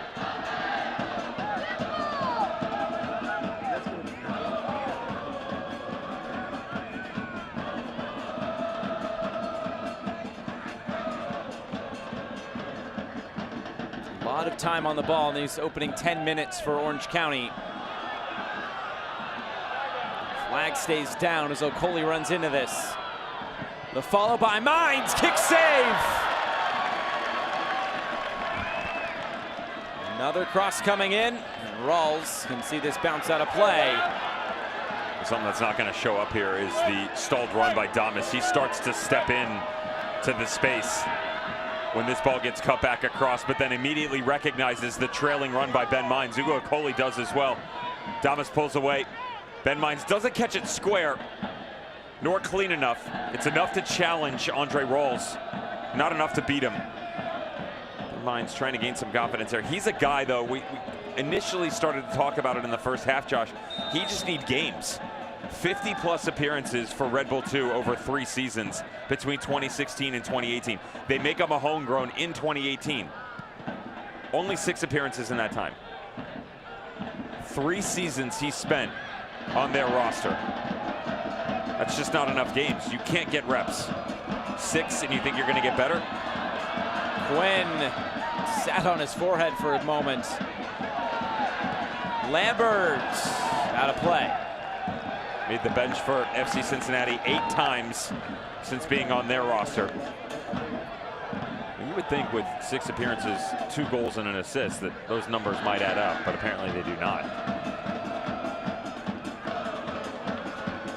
Well, that's something Orange County has done quite a bit of, is take players on loan from various MLS sides. Remember their partnership with Rangers over in Scotland as well.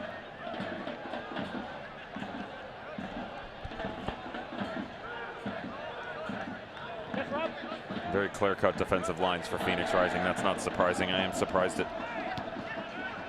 sometimes to a fault how slow it's been for Orange County. Quick through the middle, and Rakowski had to make that intervention and did well. Moments like this, look at the space in front, and you've got numbers, and yet still very slow. The transitional periods, not every single time, Josh, but the throttle has to start to go here a little bit, because all you're allowing is Phoenix Rising to step back, get set up defensively, and that gives them more numbers. It's more difficult to break down.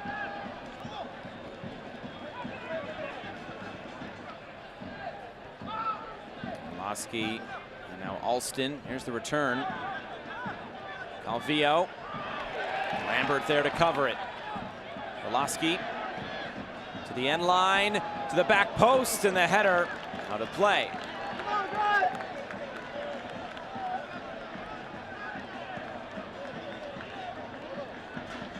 Two clubs battling over the Atlantic Division's final playoff spot take center stage when the USL and ESPN continues. Charlotte Independence travels north to Dillon Stadium to take on Hartford Athletic Thursday, September 30th at 8 p.m. Eastern on ESPN Deportes. And Charlotte, a big 1-0 win tonight over the Pittsburgh Riverhounds.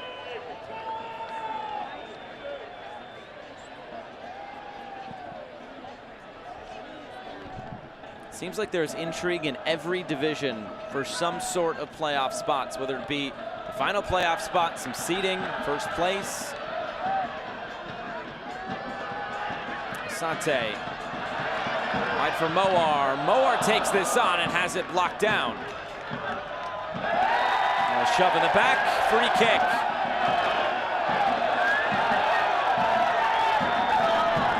Kiernan with some aggressive play. Surprised that he does get stuck in this hard with the ball moving away. This is most assuredly going to roll out. Take some time. Rob Kiernan sending a message. It's time for the Sonic Happy Hour, brought to you by Sonic. If a rising player scores during the 60th minute, one lucky fan will win a $500 Sonic gift card. For more info, visit phxrisingfc.com/Sonic.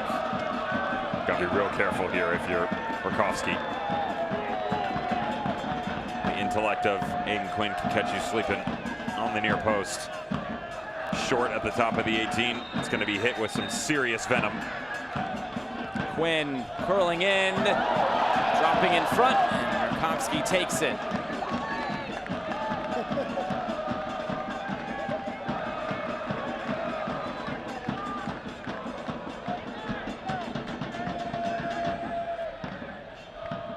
What would you get, Josh? What would you order? Cookie dough milkshake. Oh. And a corn dog. Big fan of the cherry limeade. Slushy. Oh, okay. I'm right in my wheelhouse. There's so many options. There are a lot of options. Musa down behind the scenes now. Trainer, yep. Trainer, yep. James Musa has played every minute this year for Phoenix. Left center back. He's actually in a very select group within the USL Championship altogether. He's just one of 9 players that can make the same argument of playing every minute for their team. The Iron Man logo, as they say, right? Absolutely. Like for like option on the bench if Musa can't continue, of course, is Manuel Madrid.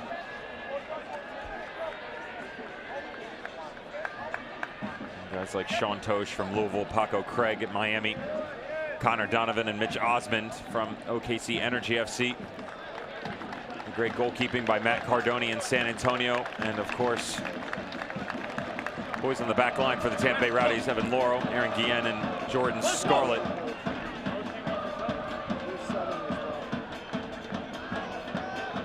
Good to see him up and moving again. Rick Schantz talks about how consistent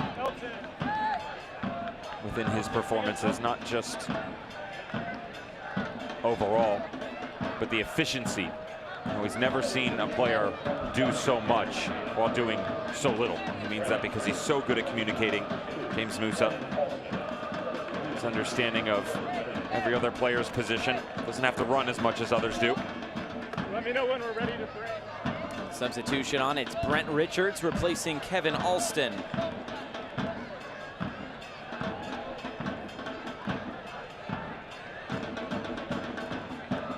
Of course, Phoenix fans will know Brent Richards very well from his time with Reno, over 100 appearances with Reno 2017 to 2020.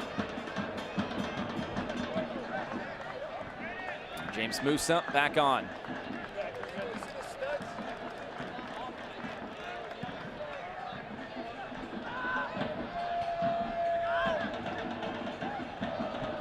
Going to change the matchup with Orozco coming over to the left side. Struggling a little bit with the speedy Spaniard of Santi Moar.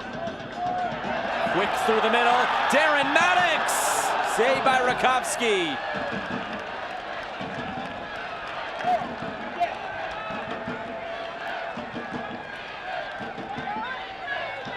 Maddox just has that ability to just bully his way through the middle, but now back the other way. Here's Orange County with Rawls at the top of the box and the shot out of play. Lightning quick Darren Maddox is, and watch the recovery by Kobe Henry on the backside of this. Aiden Quinn recognizes that Solomon Asante has drifted to the inside and he's got a lot of space, but even better vision by Asante to pick out the run of Maddox, and that just tiny bit of pressure on the back shoulder. Kobe Henry on Maddox keeps this level at 1. That could have been the go-ahead. 17-year-old mixing it up with wily veteran.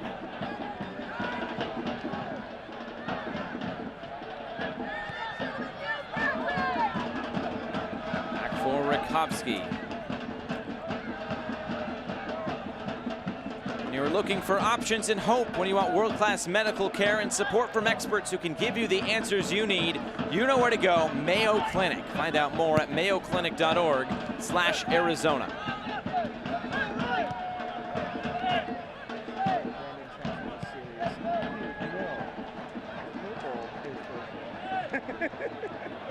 Kept in play on that far corner. Cross comes in. James Musa with the header.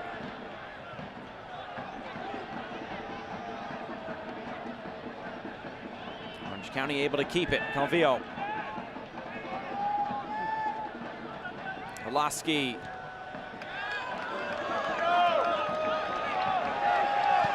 Sante places ahead for, but Kevin Lambert.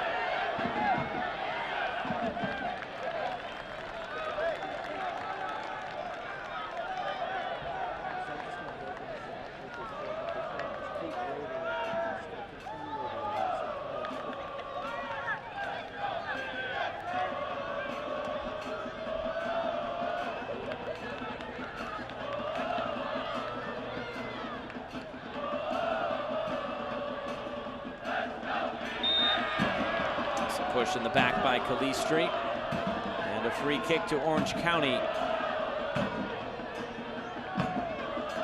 They're not backing off the gas tank just yet. Pedal still on the floor. Phoenix Rising, when they feel like they can go, they definitely have. Even Lambert coming up through the midfield. Orange County. I'd say that they haven't been overly impressive up a man here, Josh. Methodical in their ways and their build. This is what I talked about, where, you know, the times that it's not always going to be that fast when you start to go from one end to the other. There have been opportunities, though, and if you just notice, they're slow to react, and it really has given Phoenix Rising a much easier time defensively, tracking back, getting equal on the numbers. And if you're an Orange County player, it's just that split-second hesitation. Remove that from your thought process, gives you the ability to pick up your speed of play. Even better, an opportunity to break Phoenix down faster.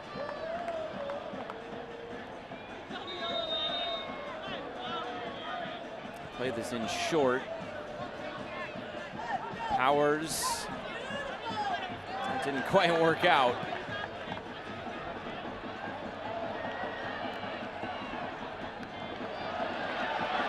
Through the middle is Darnell King. Wide for Solomon Asante. King continuing his run. Maddox was calling for it. Instead it comes for Aiden Quinn. And tipped out of play by Rakowski. The South End starting to feel it.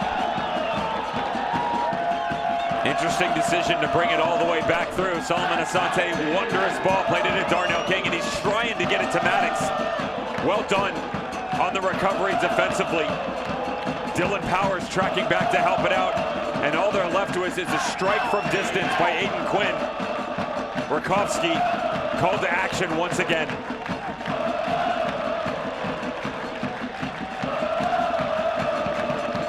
Quinn, the in-swinger. Lambert was up for it.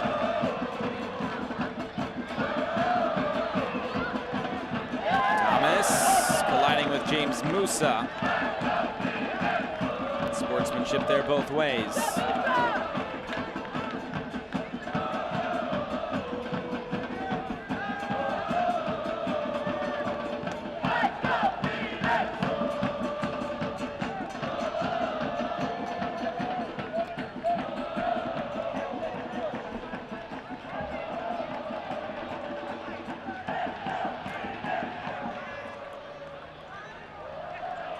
Slip that in behind for Okoli.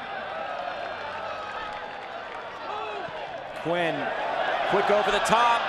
Rakowski there, clears away with the header. He's had to play sweeper keeper a few times tonight. I was just going to say that he's been fantastic in his recognition coming off the line.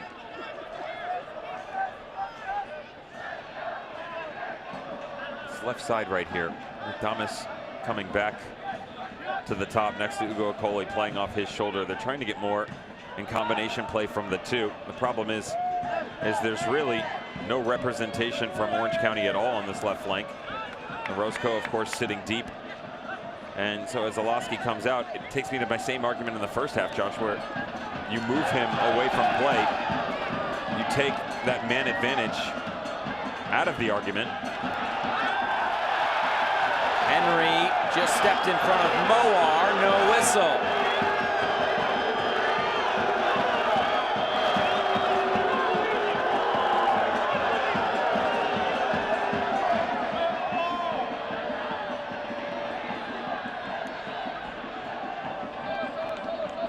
That's a gray area. It's close. It's another one of those that if you call it, you're not going to complain about. No, and here's the thing is, it's watch him drop the shoulder and step into it. That's the biggest key here, right there. I have an issue with the step in. I don't have an issue with stepping in front of. It's stepping into the player. That's the difference here. Now, Santi Moar is looking for the contact. That's the other part that you have to take into account here for the referee.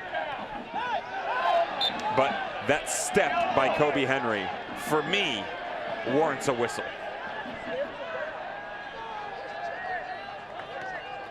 There's been a few of those tonight. Gonna be a few more. I'm sure there will. 20 minutes to go, 1-1.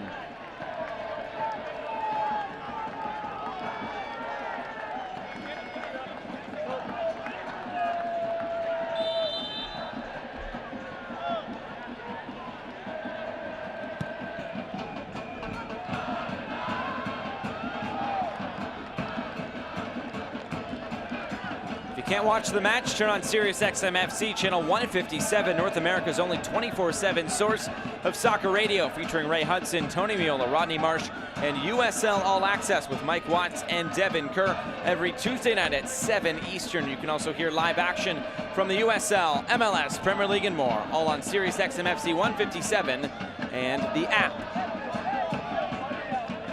My weekly question, who is on this week? Oh, we don't have a guest this week. Oh, boy, that's a lot of Devin and Mike. Sorry ahead of time. We've been rolling solo past couple of weeks, just letting it flow. Okay. Never know, you play your cards right. Maybe I'll let you, oh boy, you know, pick the next guest.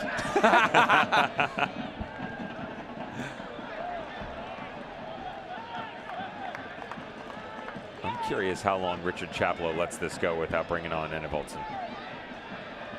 His success recently, goal and an assist last time off the bench. I can't understand why, with 17 and change to go here, that he doesn't go that direction. I understand fitness is an issue, but it's here, Apodaca, right? Those are your two options.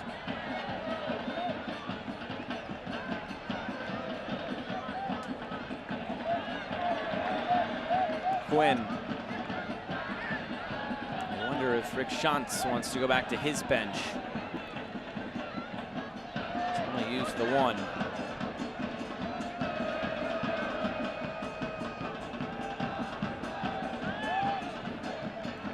Came on the, if I'm not mistaken, Enevoldsen, yeah, just double check, 62nd minute against Vegas. So,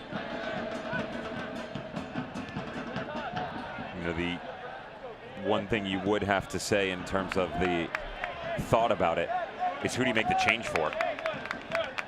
I'm not taking Calvillo off. I'm not taking Dylan Powers off, which pushes you towards Brian Olowski. He's provided you some of the better glimpses going forward. It seems like those are the marching orders being given. I would look at Ben Mines, who hasn't made enough of an impact, but you just brought him on. So Okoli is probably where I point. That's where my mind goes. But then again, with the man advantage, the height advantage, I have a hard time bringing him off too. Hasn't exactly made his mark in an Orange County uniform since coming over from Austin. But that breaking point is meant to be breached at some point in time. All in behind, it's Santi Mowar wide. Great chance there for Phoenix on the break. You would think that at 5'10", Derek Maddox shouldn't come anywhere near a ball. But his little flick-ons, he's so good at coming down in. It's shades of Rufat Dadashov in 2020 when he would come deep, win that 50-50 ball, and Phoenix would be off and running. Darren Maddox fits the same bill. Santi Mowar just a bit outside.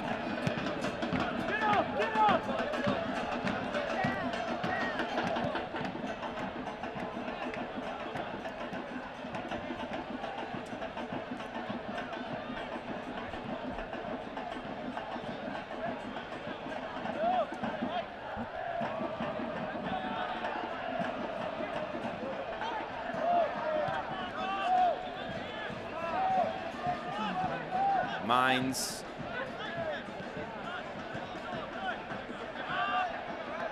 Final quarter of an hour from Wild Horse Pass.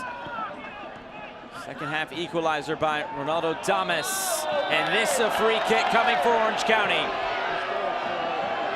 Calistri commits the foul. I feel for Joey Calistri on this one, only because I've been lured off the back line as well and fell prey to this. It's the step that has to come, and as it comes back across, just your momentum's in front of you, you're trying to pull out of it. The intent's there's a little bit of contact, and here's the change. Quarter hour to go, holding midfielder Dylan Powers off. It's a concern on the inside because of the fact that Phoenix Rising is still attacking with wondrous venom. But Orange County cannot afford to let this opportunity slip through their fingers. Richard Chaplow adding another attacker into the mix. Everything but the kitchen sink now. And all three substitution windows have been utilized. Calvillo and Oloski stand over this. A big moment this could be for Orange County. It's Calvillo. Nowhere close.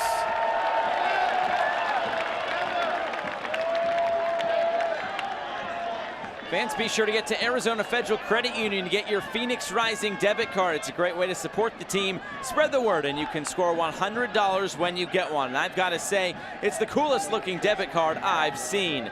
Visit ArizonaFederal.org/Phoenix Rising for more information.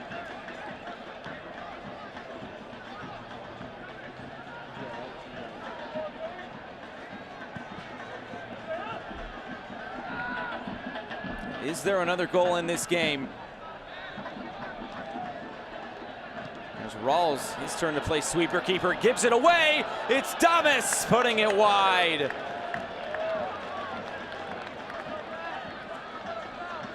Given the form that he's in, you can't blame him for having to go at this. I will say that Enevoldsen streaking right up through the middle. That was the quick little comment to the youngster over his right shoulder.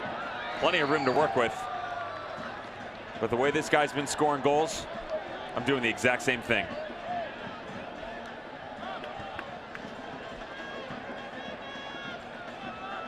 The USL's elite pre-professional platform, USL Academy, allows clubs to build a pathway to pro soccer by bringing together top local youth talent and helping players transition to their USL senior teams. For more information, visit usl-academy.com.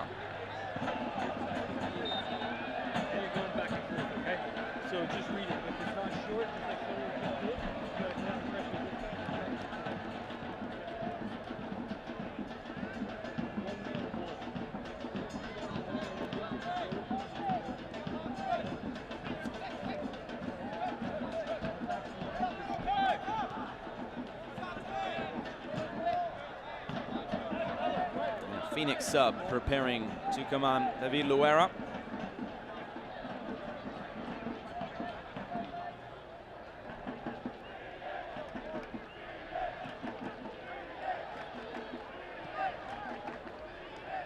Enevoldsen. Calvillo.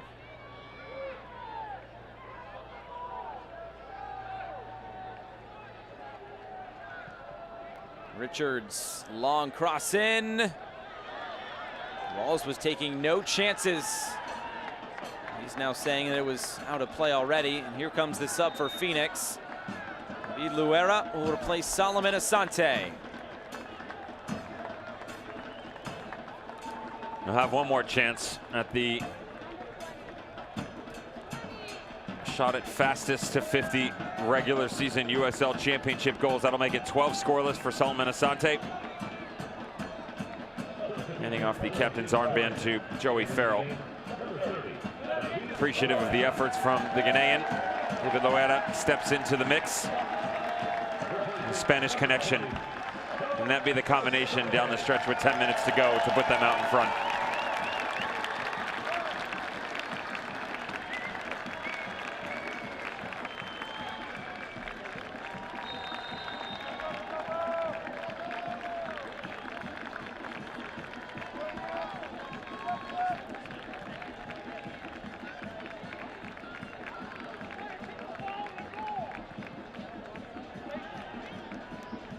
Asante off for the final 10 minutes. Phoenix don't play a midweek game this upcoming week. They will travel up to the Pacific Northwest to take on Tacoma Defiance again on Saturday.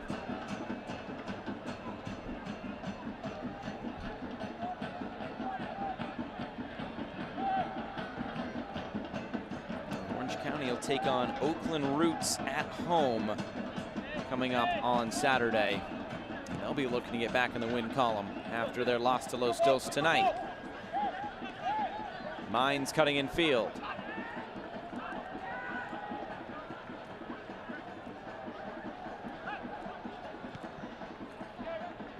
Enevoldsen does well to get it wide. Richards. Cross coming into the back post. Farrell had to step in. And this will be a foul and a yellow card. It goes to Ben Mines.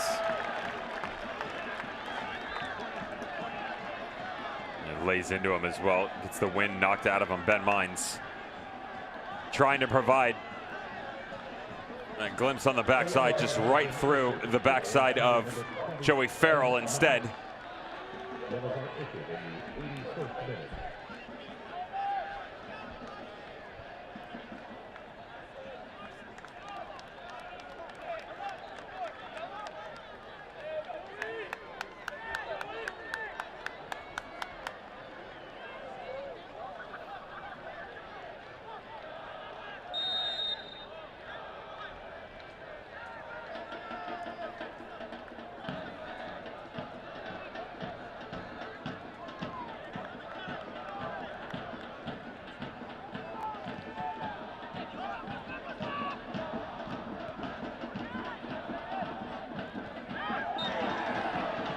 Foul in the middle, free kick to Phoenix.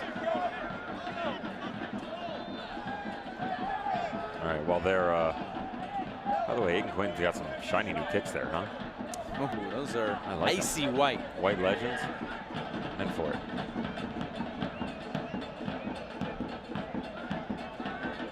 So Colorado Springs comes back, takes down RGV. They draw within 6 of El Paso. The problem is, there's always a problem. El Paso have 3 games in hand on Colorado Springs. So not really. Hey, points on the board though. San Antonio. Did that finish? It's just about to Courtney check. Ford, you're welcome. They're in the 85th minute, 74th minute from Courtney Ford. They go on nothing. They get to 6 within El Paso. The problem is El Paso have 2 games in hand. There's a trend here. Start playing See some what I'm games doing? There you go. Yeah. Headed into the middle. Rakowski there to collect. The USL is committed to supporting the LGBTQ+ community through the Forever Proud project. The USL will strive to create safe and welcoming environments for all fans, players, employees, and partners. Learn more at uslsoccer.com/forever-proud. Great step in by Brent Richards, by the way. Continuing on in this attack, Ben Mines went to the near post. Henny Volton dropped underneath, and Brent Richards just bringing up the rear. Still amazing to me that a guy who scored 31 goals and had 15 assists in 72 appearances in college has become such an impressive outside back. Kiernan, looping header, taken by Rawls. I know this is Phoenix Rising and they want to win every time they go out there. Would you be content with a point tonight? At this stage. Given what's played out? At this stage. I actually still think they're the better team. Okay. Think about the second half here and the opportunities that have come up.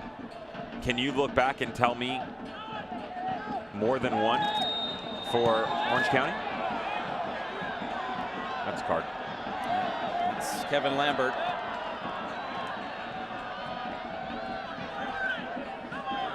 Probably not. That's not good. I mean, the one goal they did score. But I'm saying outside the goal, that, obviously. Yeah. Yeah. And what's funny is they have 3 shots on target. But guess what? Phoenix have 2. It's efficiency. And of course, the big talking point, and it was the correct call, but how it all went down was the disallowed goal in the first half. Phoenix thought they were 2-0 up. Maddox. And there's 2 balls on the field as Mowar motors forward. Here comes his cross. Too tall for Maddox. And it's Mowar again. Now Aiden Quinn. Rolling this in, and it's a tap-in for Maddox! His first goal at Wild Horse Pass could be a winner for Phoenix Rising!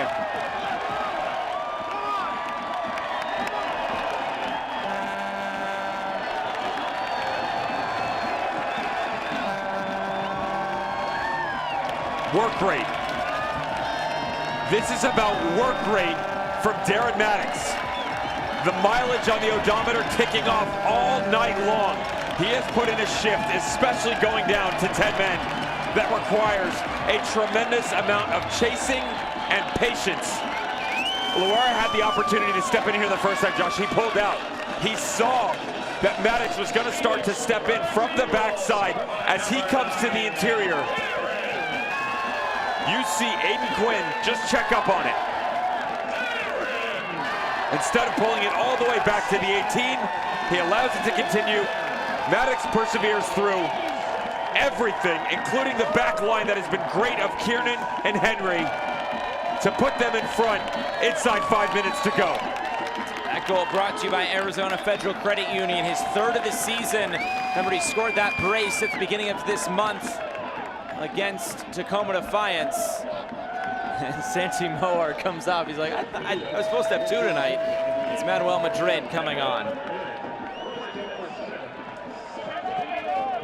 And that is another assist for Aiden Quinn. He's now up to 7 on the season. 7 on the season and 2 goals and 6 assists in his last 5 games. You want to talk about the run by Santi Moar. Aiden Quinn.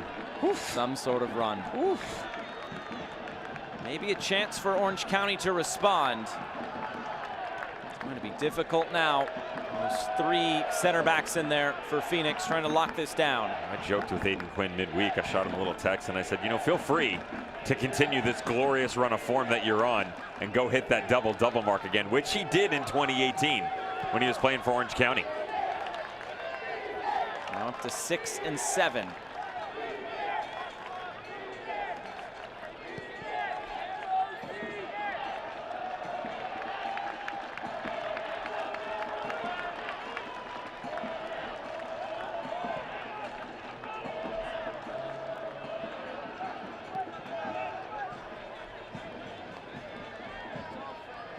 Mines. Kiernan finding space on the right side, headed back into the middle, spilled by Rawls and cleared away. Just got enough on that to push it away. Still into a dangerous area though.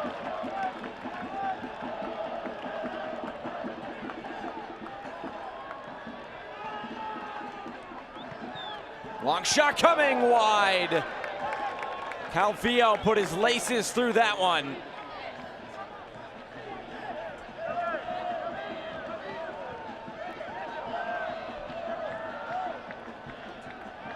You got to feel for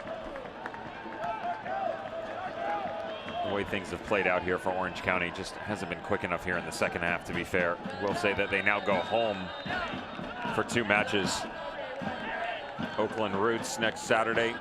And then a week after that, these 2 get an opportunity to square up once again. The home and away will go back and forth. Pretty much the tail end of this. Visit Tacoma Defiance, back to Championship Park for another game against Phoenix Rising on the 13th. Everything divisional down the stretch. Just comparing schedules with them in San Diego, because those are the 2 teams right under Phoenix. San Diego's already played Phoenix all 4 times. Orange County, still 2 more games to come. They're both at home. But math checks out, yep. That is, thank you. Oh, you're the one now checking my math.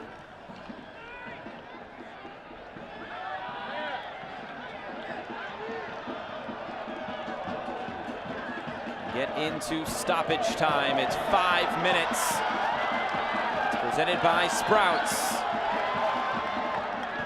Loera. Just keep it.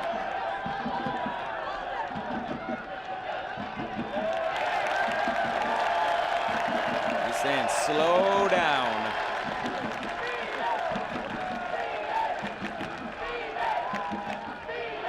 They get the #1 seed, do you think? Phoenix Rising, do you think they do it, or in the West? No, in general. I do.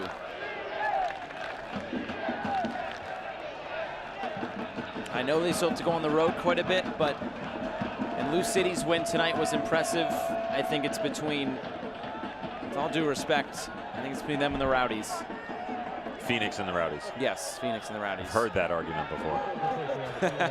I've seen it before. Yes. No love for El Paso, huh? If they, with games in hand, yeah, that puts them 1 behind. Obviously, they have to go but win them. They have to win them. They have to win them. Okoli trying to steal one for OC and puts it wide. Boy, that was a chance there.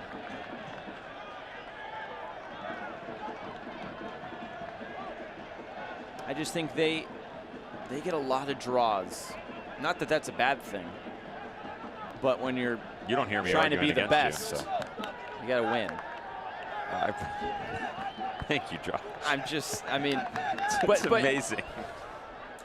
This is John what happens Madden when I over try here. to be the analyst over here. Put more balls in the back of the net, you're going to end up winning the game. Thank you, sir.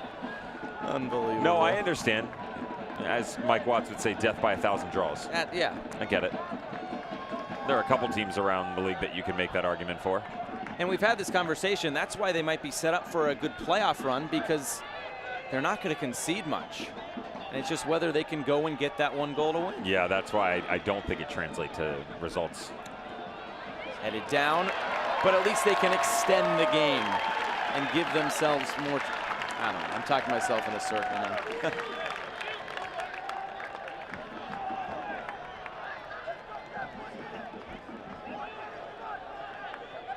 Now, midway through the minimum of 5 minutes of stoppage time here from Wild Horse Pass. And Darren Maddox's second half goal right now standing up as the winner.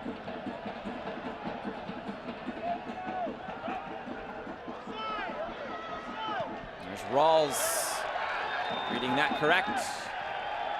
And the flag up for offside. And the Phoenix fans starting to feel it now.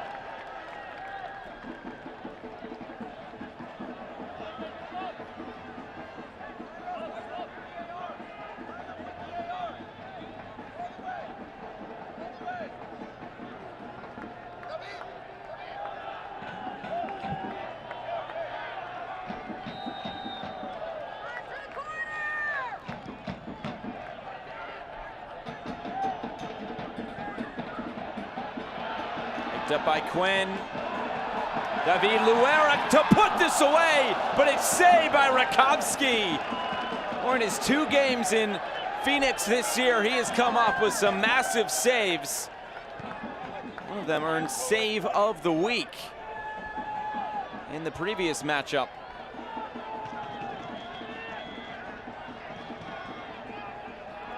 Long cross coming in, Rawls.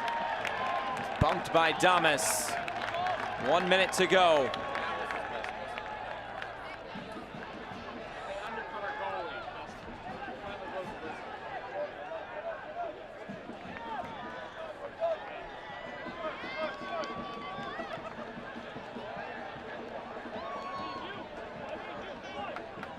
Let's take a look at tonight's stat of the game, brought to you by Sprouts.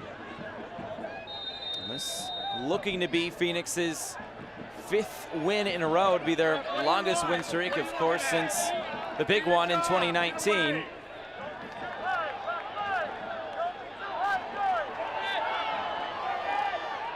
Rawls has already picked up a yellow card, so we should get downfield, and he does.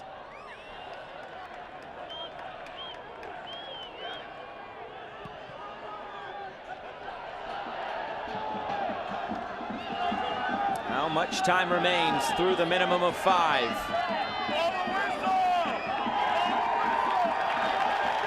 That's the final whistle. Phoenix Rising down to 10 men. Steal one at the end. 2-1 winners over Orange County.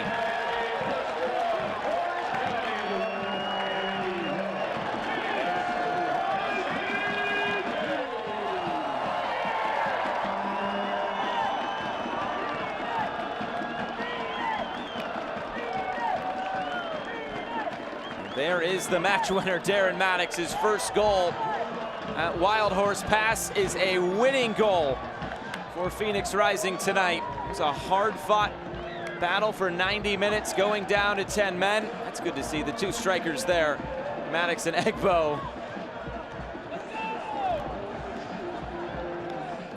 We see what it means to him, right? Absolutely. I mean, there's a tremendous amount of emotion for Darren Maddox. What he was able to do at the tail end of this, down to 10 men. First goal at Wild Horse Pass. Phoenix Rising 3 points. After the Tampa win tonight, they're going to be very happy with the fact that they're able to lay, not just chase, but keep pace, one up. Phoenix Rising currently sitting in the #1 seed in the USL Championship. Highlights and stats when we come back.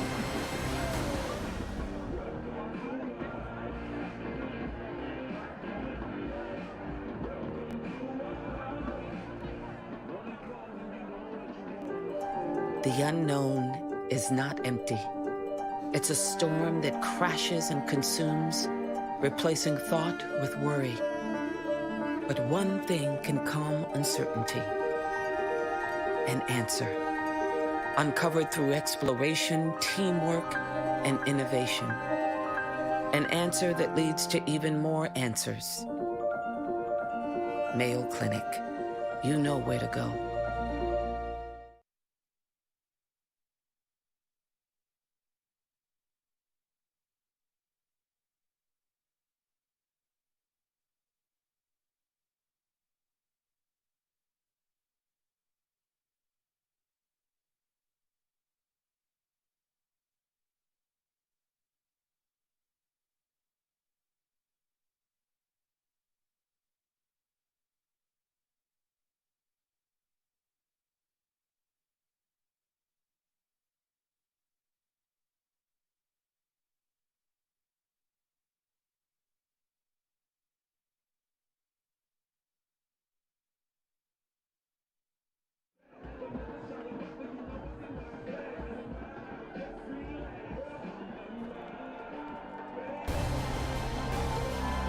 Back here to wrap things up, a celebratory mood at Wild Horse Pass for Phoenix Rising tonight. 2-1 winners over Orange County.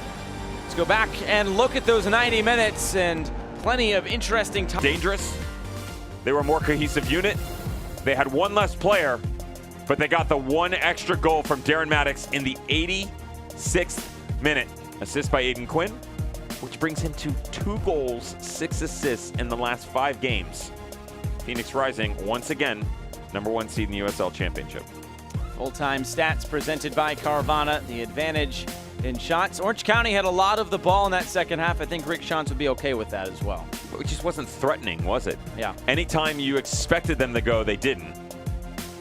When they slowed it down, they could have sped it up. When they sped it up, they could have slowed it down. You know, there was really no ambition in the second half by Orange County. And it's funny how sometimes those fouls dramatically change the outcome of a match.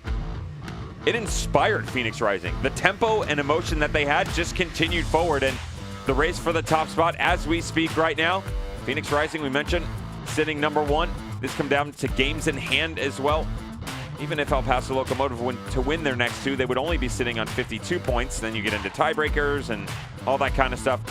Just go win games, right? Right now, USL Championship runs through Wild Horse Pass. Well, there you go. Phoenix Rising, 2-1 winners tonight over Orange County. This was a fun one. These two teams always play fun matches. That's going to do it from Wild Horse Pass for our entire crew. Broadcast partner Devin Kerr. I'm Josh Eastern saying so long. It finishes Phoenix Rising 2, Orange County 1. Good night. This copyrighted telecast of the United Soccer League Championship cannot be retransmitted, rebroadcast, or reproduced without the expressed written consent of the United Soccer League Championship.